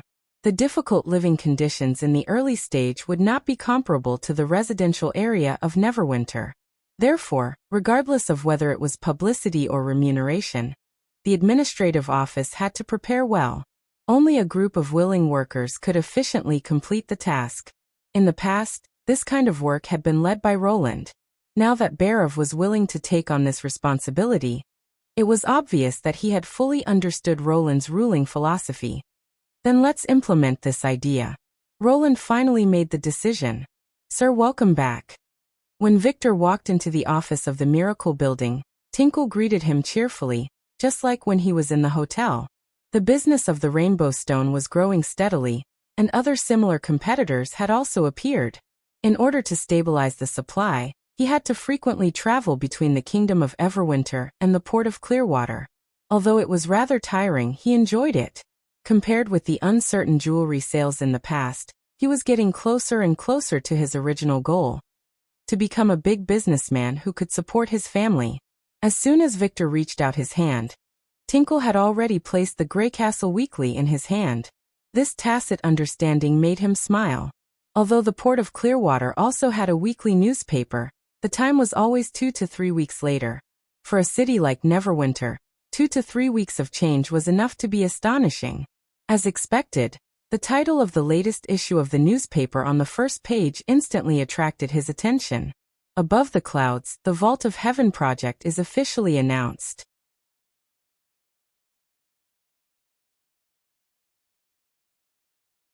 Chapter 1457. The key to ending the Battle of Divine Will has been found. Victor reads softly. His Majesty has decided to take the initiative to attack the enemy and end the war outside the Fertile Plains? Even after experiencing so many unimaginable things, this report was still full of shock. Almost every line of it was worth writing about. In the past, this kind of news would never have been known by anyone other than the royal family, let alone a commoner merchant without a title like him. The report outlined a magnificent scene. The previously sensational floating island falling into the sea did not signify the end of the demons' attack. Thousands of miles away, a new Blackstone fortress was rushing towards Neverwinter day and night. And below it, millions of demons surged, a number that was enough to drown the entire human kingdom. In order to prevent this from happening, His Majesty decided to take the initiative to prevent the flames of war from spreading to the commoners. After defeating the invading enemy, the expeditionary army would head to the other side of the world, the border between the two continents, to remove the threat of the Battle of Divine Will. Once successful, long-term peace would arrive. Be it the demons or demonic beasts, they would no longer be a threat to the safety of humans. Victor was no stranger to expeditions. After all, more than a year ago, he had personally witnessed the birth of a miracle. Relying on the heavy machinery known as trains, a large number of the First Army traveled more than 500 kilometers across the uninhabited Fertile Plains and defeated the demons entrenched in the ruins of the north. At that time, Greycastle Weekly had recorded the entire process of the battle in detail. Through the so-called photographs, he could still recall the feeling of looking down at the black trains galloping across the plains from an aerial perspective. But this time, His Majesty seemed to have done it even more thoroughly. He actually planned to raise a mountain into the sky and use it as a stronghold for this expedition. Is this really something that humans can do? Victor could not wait to flip to the second page, and saw that the plan was divided into 3 parts. The first was the liftoff phase. The North Slope Mountain, along with nearly a kilometer of land below it, would break away from the shackles of the impassable mountain range and become an independent entity. The second was the trial phase. The North Slope Mountain would be incorporated into the army and officially given the name Eleanor Skycruiser. In this period of time, it would patrol the surroundings of Neverwinter. Apart from the necessary combat training, it would also be waiting for the right time to attack. The final stage was to officially set out and keep the enemy at a distance of 1,000 miles. The administrative office called it a war that would decide the fate of mankind. Apart from the military, the support of the workers in various industries was also crucial. Therefore, the remuneration was quite generous, basically 2 to 3 times the average of the same industry. Not only that, but the names of all participants would be engraved into a monument that would stand forever in Royal City. In addition, Berev, the Hand of the King, also revealed at the end that those who landed on the island might have the opportunity to see the most powerful weapon in human history. Seeing this, Victor knew that the administrative office would be completely blocked. The biggest difference between the residents of Neverwinter and the migrants from other cities was that they regarded this land as their own. When he interacted with the locals, he often had the illusion that this place not only belonged to His Majesty, but also to them. Moreover, once he settled down and obtained an identity card, similar feelings of approval would quickly spread, because he himself had experienced it deeply. Even though he was from the Kingdom of Dawn, he felt proud when he heard outsiders talking about the miracles of Neverwinter, which was something he had never experienced before. If not for his family business, Victor also had the urge to fly to the sky and see for himself. Help me contact the administrative office. Tell them that Rainbow Stone is willing to donate 1,000 sets of clothes. Got it. Tinkle nodded. By the way, have you found out the exact date of the launch of the North Slope Mountain? It should be within 2 or 3 days. The top of the mountain has become completely different from before. 2 or 3 days. I'm afraid that the good viewing seats have already been taken. Victor closed the newspaper and walked to the French window. Although the Miracle Building was tall, it was too far from the impassable mountain range. It was more appropriate to witness such a marvelous scene nearby. He turned around and handed a key to Tinkle. Tinkle, you should know what to do, right? Fortunately, as long as the problem could be solved with money, it was not a big deal to him. Leave it to me, my lord. Tinkle took the key with a smile. 3 days later, the First Army pulled up a long cordon at the foot of the mountain. This made everyone in Neverwinter realize that the long-awaited moment was about to come. At this time, the North Slope Mountain had completely changed. Looking from a distance, it was surrounded by dense scaffolding. The original irregular mountain wall seemed to have been artificially repaired. Not only did it become smoother, but many places were also patched. The large and small metal plates or oil film cloth did not match the mountain itself, but made this natural object more like a weapon. What shocked Victor the most were the hundreds of long flags hanging from the top. They were like the skirt of the mountain, undulating in the wind like waves. The tower and the spear symbolized the kingdom of Grey Castle. The combination of red, black, and white made it look incomparably solemn. This kind of visual impact would definitely be unforgettable. More and more people gathered on the street. By noon, several main roads were completely packed. If not for the black-clothed policemen and the army directing the crowd to the side of the misty forest, perhaps half of the city would have been paralyzed. As the deep siren resounded over the city, Victor, who was at the best position on the roof of the West Street, felt a slight tremor under his feet. Soon, this tremor turned into a loud rumble. In an instant, the whole of Neverwinter seemed to be boiling. It was the sound of the mountains being torn apart. Although he had expected it, when he really saw this scene, his mouth was still open to the maximum. Tinkle even tightened her grip on his arm. He saw that the North Slope Mountain was slowly but unstoppably rising, and the parts of the mountain range connected to it burst out clouds of dust. The scaffolding standing on the ground collapsed layer by layer, as if it was no longer able to restrain this huge creature. After throwing the collapsed trees, gravel, and iron scaffolding under its body, the larger bottom supported the falling dandruff. The whole scene was like pulling out a radish and bringing out the mud, but this time the mud was a land 1 kilometer wide. It was clearly an inverted triangle, and the lowest point was at the center of the floating island. As the North Slope Mountain rose, a huge pit was left on the ground. In the face of the sudden disappearance of the roof, countless active underground animals fled in panic, becoming a vivid footnote to this historical scene. This should have been something that was absolutely impossible for human beings to do. But the fluttering flag on the mountain clearly announced that it belonged to the kingdom of Grey Castle, belonged to the human race. After the shock, the crowd burst into deafening cheers. When the first long live was heard, it was destined to be difficult to calm down in a short period of time. The fanatical atmosphere gradually subsided after a long time. Victor licked his slightly dry lips, and was about to bring Tinkle back to the inn when he suddenly saw the figure of an old man on the opposite roof from the corner of his eyes. The figure was so familiar that even his footsteps slowed down. When Victor wanted to take a closer look, he found that the old man had disappeared. "Sir, what's wrong?" Tinkle seemed to have noticed his abnormality. "No, nothing. I probably saw wrong," Victor said hesitantly, because no matter how he looked at it, that old man somewhat resembled his father. But how could his father appear in a place like this? He shook his head and quickly put the thought to the back of his mind.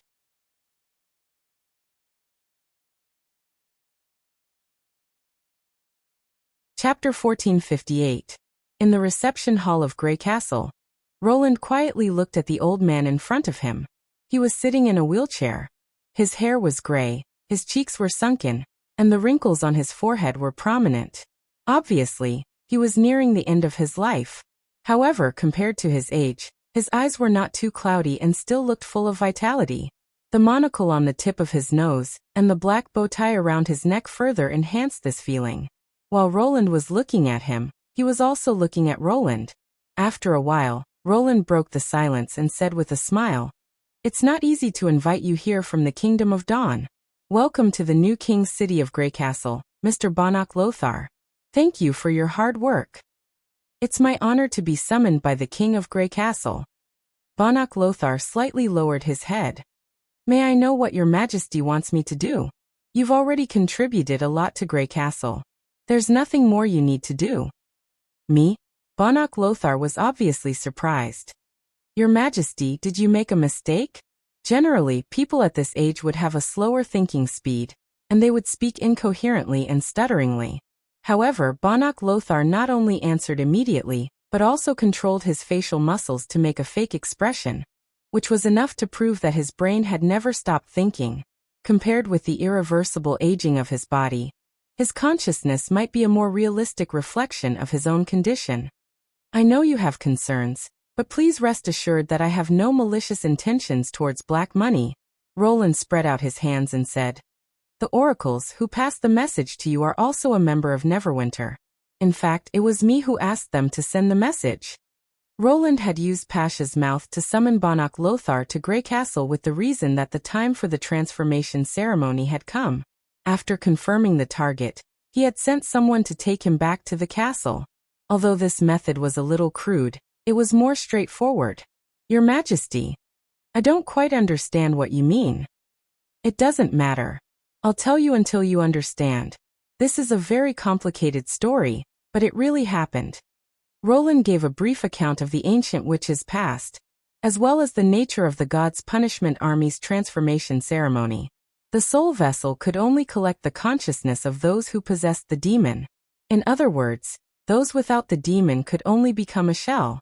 In a sense, turning into a body without a sense of self was in line with the ancient witch's explanation of prolonging their lives. If black money was just an ordinary underground chamber of commerce, he would not have cared too much. However, in the battle against the demon's Western Front army, black money had made a great contribution. Not only had it helped the First Army maintain the intelligence network in the Kingdom of Wolfheart and the Kingdom of Everwinter, but it had also provided crucial information to fill in the gaps of the witch's investigation in the Red Mist area.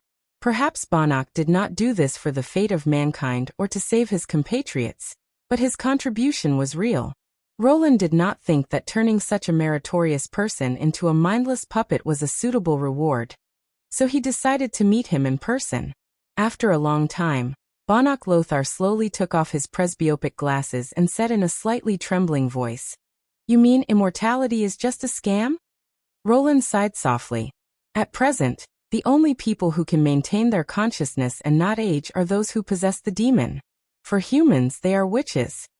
Even though he had opened up the dream world, he could not be sensed by the soul vessel. "But after drinking those potions, my body is indeed getting better. Those potions are not completely useless. They increase the success rate of the ceremony by overdrawing one's vitality, but they can't be used endlessly." Roland shook his head and interrupted him. "Soon the side effects will appear. This is also the reason why I asked you to come here in a hurry." Bonach was stunned for a moment. "You mean, I don't have much time left?" "I'm sorry," Roland said regretfully. "I can't fulfill my promise perfectly, so I can only make it up to you in other ways. Black money has protected the witches and made great contributions to the battle of divine will. If you have anything you want, you can tell me. This is the reward you deserve." Nightingale once asked him why he did not let Pasha and the other witches solve the problem by themselves. If he came forward as the king, the consequences of this scam would also be transferred to Grey Castle. She was not wrong. But Roland knew that since Grey Castle had accepted the Tequila Witches, he should not only enjoy the benefits they brought, but also take the blame for them. It was also an obligation to accept them. Bonach was silent for a long time. "Even if it's a matter in the Kingdom of Dawn, can you handle it? You should know my influence in the Kingdom of Dawn. Then I can rest assured." Unexpectedly, Bonach did not despair or become hysterical, but showed a calm smile. I want to live longer because I want to protect the black money industry for my children. If I die, the other nobles and merchants will never let go of the opportunity to divide it up. In the face of big enough profits, a few lives are insignificant. If your Majesty is willing to intervene, I think no one will dare to act rashly. This is even more reliable than my personal longevity. In that case, what else do I have to complain about? Roland pondered for a moment. Are you sure this is the reward you want? Your Majesty can't. I do. It's not impossible. He paused. I wonder if you've heard of the Rainbow Stone? I've heard of it. Bonok thought for a moment. It seems to be a new clothing store in your country. It's very large, and some finished products are even sold to the Kingdom of Dawn. But with all due respect, in terms of style and design, it is far inferior to ours. Because the craftsmen Victor hired are all from the Lothar family. And he didn't tell you that this kind of clothing is only 1/10 of the price of other hand-woven clothes in Neverwinter. Roland coughed twice. As far as I know, the founder of this clothing store is called Victor Lothar, your fourth son. In addition, the income of the clothing store has been converted to more than 10,000 golden dragon pieces. With this talent, I think even without Greycastle's backing, he won't easily lose to those merchant families. 10,000 golden dragon pieces was by no means a small amount. In the past, only chaos drinks could exceed this amount in Neverwinter. The reason was simple. Not everyone needed drinks, but everyone had to wear clothes. As the population of Neverwinter became highly concentrated, the scale of basic needs would only further increase. In the face of the foreseeable profits of large-scale industrial production, the turnover of the underground chamber of commerce was not worth mentioning. This time, Bonok was really surprised. Your Majesty, what you said is true. Ever since he left the City of Glow, he rarely contacted me. I thought he was still in the jewelry business. Victor is now in Neverwinter. It's not difficult for you to meet him. Why don't you go and verify it yourself? But you have to hurry. Yes. I know. Bonok could not help but grab the wheel tightly. This action obviously revealed his inner thoughts. Please allow me to leave, Your Majesty. Roland nodded. When he was about to ask his guards to send him out, he suddenly said, You said I don't have much time left. Can you let me spend the last moment on the floating island? Roland closed his eyes. If that's what you want. After the door was closed, Nightingale appeared and muttered in a low voice, Strange. What's wrong? His reaction at the beginning was a little strange. I can't say it was a lie, but the magic power gave me a very vague feeling, not as calm as he appeared. Nightingale shrugged. I see, Roland said thoughtfully. Do you know the reason? Probably. He lowered his voice and tilted his head to look out the window. Longevity is always full of temptations. If one's expectations are disappointed, no one will easily accept it. But it's not a lie, Nightingale said with emphasis. Because he knows that no matter what he does, he can't change the result. Roland sighed with emotion. Since he can't change it, he has to accept it. Instead of becoming enemies with the King of Greycastle with resentment, it's better to pretend to be open-minded to win the king's favor. Any unnecessary emotions will become a sunk cost. I'm afraid this is what he thinks. There are a lot of people who understand this, but only a few can actually do it. This is what makes him amazing. He finally understood why these big businessmen were treated as nobles in the Kingdom of Dawn. Their ability to control themselves and reduce losses were better than most nobles even in politics. But you. Speaking of this, Roland could not help but look at Nightingale. Now, not only can you distinguish between truth and falsehood, but you can also feel the inner emotions. Are you about to evolve? Do you think I'll deliberately not tell you after I evolve? Or, in other words, I'll still be so modest? Nightingale glared at him impatiently. That makes sense. Roland sensibly kept his mouth shut.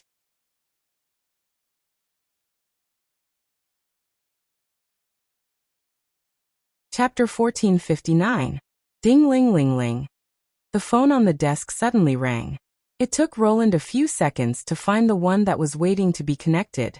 He leaned over and picked up the receiver. The label on the phone indicated that the caller was from Knight Academy. With the increasing number of lines connecting to the office, he had no choice but to add a small table in front of the office to specially place the phones. Is that so? I'll be right there. After hanging up the phone, Roland stood up with a joyful expression, picked up the coat hanging behind the chair and put it on. Tilly. Nightingale raised her brows and asked. Yes, the preparations for the large plane have been completed. It will be flying soon.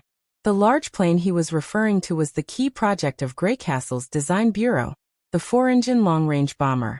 After knowing that there was a possibility of obtaining a mobile landing strip, he immediately inquired the relevant technicians about the feasibility of changing the engine.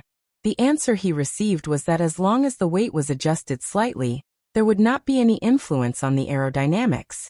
But changing the engine of the Phoenix would result in a drastic decrease in performance, such as the longer runway required for takeoff, the capacity to carry half of the internal fuel, and the reduced flight range to a third of the original. In short, the new plane was unable to meet the requirements for long-distance raids. And its only advantage was that it could immediately see the results. The Phoenix's engine was essentially an improved star-shaped engine, which Anna had completely grasped in the past year. Compared to the large inline engine used for the bomber, it was much more mature. Even with the design bureau providing all the blueprints, the prototype had to undergo platform testing, which would definitely slow down the progress of the entire project. In fact, the bomber was included in the one-year plan. When the plan was formulated to Neverwinter, it was an extremely daring plan. Even if there were no accidents during the research and development process, it was still half a year before it could be produced. If not for Senior Lord Mask making Roland realize that the deity of gods had the ability to perish together with itself, a year would not be considered long. But now the situation was completely different. Once the deity of gods overdrafted its godstone mine and rose into the sky, even if its core was destroyed, it would not be able to save the massive destruction it would cause. Coupled with the fact that humans now had the floating islands, the loss of the bomber's performance was no longer an unacceptable thing. Stepping over the tangled cables, Roland put on his coat and walked to the door. Let's go take a look.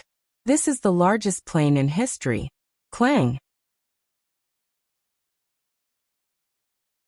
Just as he was about to cross the mahogany table, the corner of his shirt suddenly touched the teapot on the side of the table. By the time Roland realized it, the teapot was already tilting towards the ground. Ah! Nightingale seemed to move. Her figure disappeared for a moment, but in the end, she was still too late. The teapot seemed to have been hit by something invisible. It spun half a circle in the air before falling on the ground and breaking into several pieces. The hot tea that had just been brewed spilled all over the ground. Your reaction seems to have slowed down, Roland teased. You've never failed to catch something with your bare hands before. Could it be that you've eaten too many snacks and become heavier? Nightingale surprisingly did not retort. Instead, she looked at her hands in confusion. Let the maidservants clean up. Let's head to the Air Knight Academy first. Tilly is still waiting there. At the Air Knight Academy's landing area, a black plane that was much larger than the Seagull was slowly being towed onto the runway. In addition to its large size, the pair of wide wings and the 4 engines hanging under the wings were the most obvious differences from other fighter jets. Even though the short and thick star-shaped engines did not match the plane's slender body, most of the onlookers did not notice the incongruity. Just the fact that it was unprecedentedly large was enough to capture everyone's attention. Compared to the Fire of Heaven's light appearance, its entirely black paint made it look like a gigantic beast lying on the ground. Good was no exception. Ever since the plane appeared, his eyes had never left the target. If he had not personally piloted the Fire of Heaven, he would have found it hard to believe that such a heavy machine could really fly. But even so, Good was filled with astonishment and shock. It had only been a year since he left Neverwinter, and this place had already created such an exaggerated thing.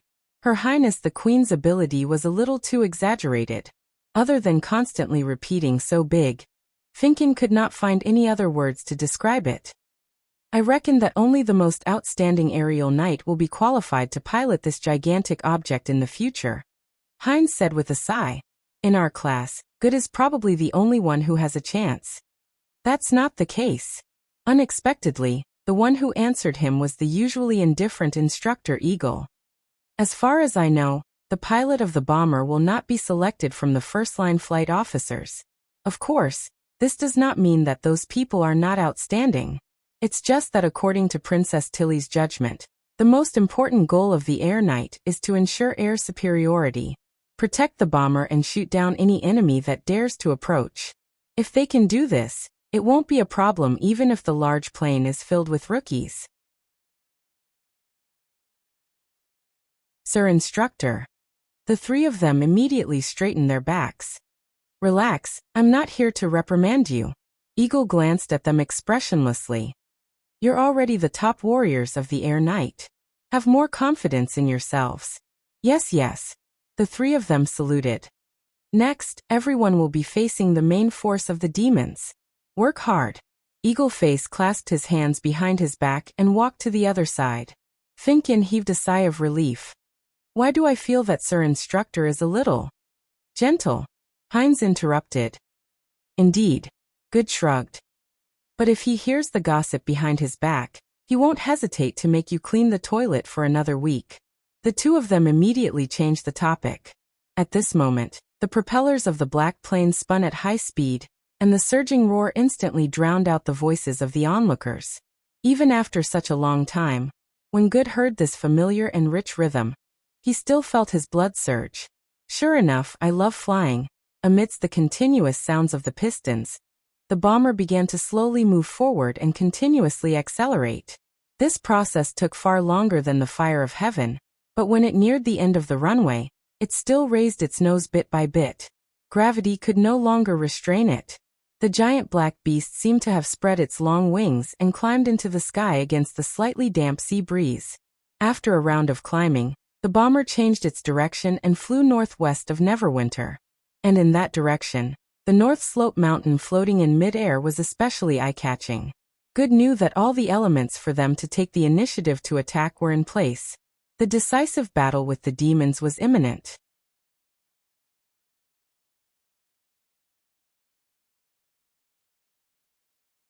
Chapter 1460. After taking care of official business that night, Roland returned to his bedroom and saw Anna arranging her clothes. Beside her was a huge suitcase. What are you doing? You'll know once you see it. She patted the folded clothes in the closet. Preparing for a long journey. Then Neverwinter will have to shut down, Roland said half-jokingly. Is it really all right for the Minister of Industry to leave without saying goodbye? Don't worry. Other than a few finished products like steam turbines and reinforced piston engines, the factory can basically produce them. At most, the passing rate will be lower. Also, the members of the Society of Wondrous Crafts that you brought back are quite talented. It won't be a problem to let them manage the department. Wait. Roland suddenly sensed that something was amiss. The clothes Anna had picked out were all simple and durable. There wasn't a single silk dress or skirt that she usually wore at banquets or other formal occasions. It did not look like she was joking. Where are you going? The floating island with you. She revealed a look as though he needed to ask. You aren't planning on waiting in Neverwinter for the results of the front lines, right? I can tell that you have already made up your mind after your conversation with the three chiefs of Tequila. Besides, heading to the bottomless land from the sky is far more convenient than walking along the ridge of the continent. Even if you don't return, you have a good reason to do so. That won't do, Roland subconsciously rejected. Let's not talk about the final battle with the demons. No one knows what's in the bottomless land. Besides, I heard from Hacksword that it has been occupied by the Skysea realm. It's not like you don't know how risky this trip is. Pa Anna reached out her hands and gently patted his face, forcefully straightening his shaking head. Then she rubbed his cheeks. Of course I know. It's because I know. That's why I'm doing this. Her voice wasn't loud, and there was even a sense of gentleness to it. But just by looking into her eyes, it was obvious that this matter was not to be rejected. For an instant, her appearance overlapped with the first time they met. At that time, Anna was still a little childish. Apart from her abilities, she had nothing else. But even so, it was extremely difficult to change her mind once she had made up her mind. Roland had to make one last attempt. You're different now. As a queen, it's not mature for you to abandon everything in Neverwinter and take this unnecessary risk. If they were truly mature, they would never agree to let you enter the bottomless land without knowing anything. Anna pressed her hands down and interrupted him. What will you become in the end, whether you fail or disappear, are all possible endings. In other words, this attack might very well be the last time we meet. Do you think I will still stay in the city? Since it's going to be an adventure, it doesn't matter if I'm included. Roland knew that his final attempt had failed. After all, if it were him, he wouldn't be willing to wait alone at a time like this. If we don't make it back, then the situation can't get any worse, right? Anna let go of her hand and smiled. But even so, I won't regret it. Passing through the distorted black and white lines, Nightingale walked into the empty office. It was already late at night, and most people were asleep. Only the flickering flames could be seen in the courtyard. After drawing the curtains, she opened the drawer and placed the stone of lighting on the lamp holder. Soon, the room was illuminated by a gentle light. The fragments of the teapot had long been removed by the maidservants, and the carpet had been completely changed. There were no traces of the previous accident, as though it had never happened. Nightingale walked past the telephone table and quickly found her target. A wooden box placed on the table, covered in messy documents. In the fog, she did not need light to distinguish objects. The ever-changing domain was like another world, eternally maintaining its tricolored state. Even without light, the black, white, and gray outlines could be seen clearly. There was only one exception. She opened the box, and inside was a stack of papers filled with words, as well as a few translucent stones. Nightingale held one of the stones in her palm, and attempted to enter the fog. The surging magic power suddenly dissipated before it could form, as though it was obstructed by something. As expected, she sighed and sullenly threw the stone back into the wooden box. It was a report from the magic tower, written by either Agatha or Celine or Isabella. Of course, it was more likely that they wrote it together. The crisis of the deity of gods had just been averted, and the red mist on the Hermes Plateau had yet to completely dissipate. The tequila witches also needed to digest the findings and experiments of the pure witches, so Isabella decided to temporarily stay in Neverwinter. Coupled with the technology obtained from the demons, they seemed to have produced a lot of results during this period of time, and a report would be sent to the office every few days. Usually, Roland would finish reading it on the same day, but today was an exception. The separation of the North Slope Mountain and the test flight of the large plane were arranged on the same day, so he did not have the time to open the box. Nightingale had noticed its existence from the start. After all, in the world of fog, there were only two things that would not be affected. One was the colorful magic power, and the other was the pure black hole created by the god stone.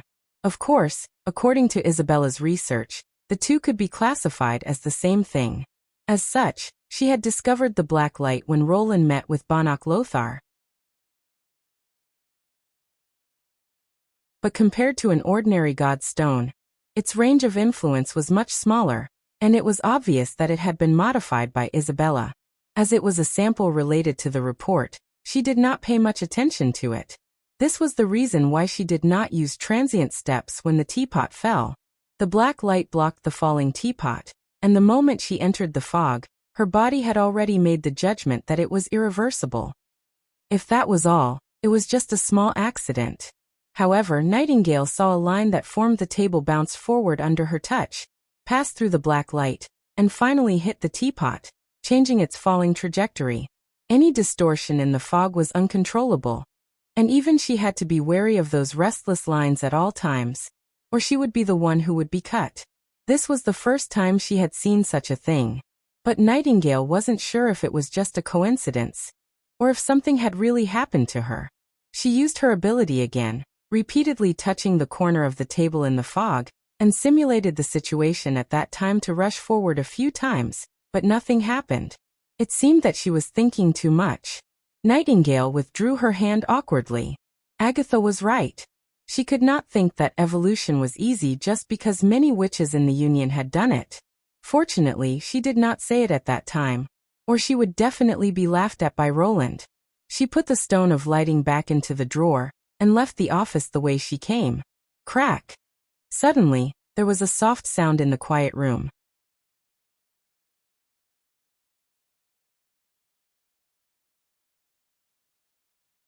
Chapter 1461. A few days later. South of the fertile plains, Tower Station 10. Balshan lay prone outside the gun turret, gazing at the silhouette of the ancient city in the distance. She had read about the northern expedition in the weekly newspaper, and knew that it was the historical witch city of Tequila. In order to capture it, the demons did not hesitate to travel thousands of miles, but were ultimately repelled by the First Army. And now, they were about to defeat a new enemy here and recapture Tequila. 1 minute. 30 seconds. 10 seconds. She silently counted as she plugged her ears. Boom. Boom. Boom. Boom. The roar of cannons resounded behind her. The continuous tremors transmitted through the ground to the vehicle, and she could feel her arms go slightly numb.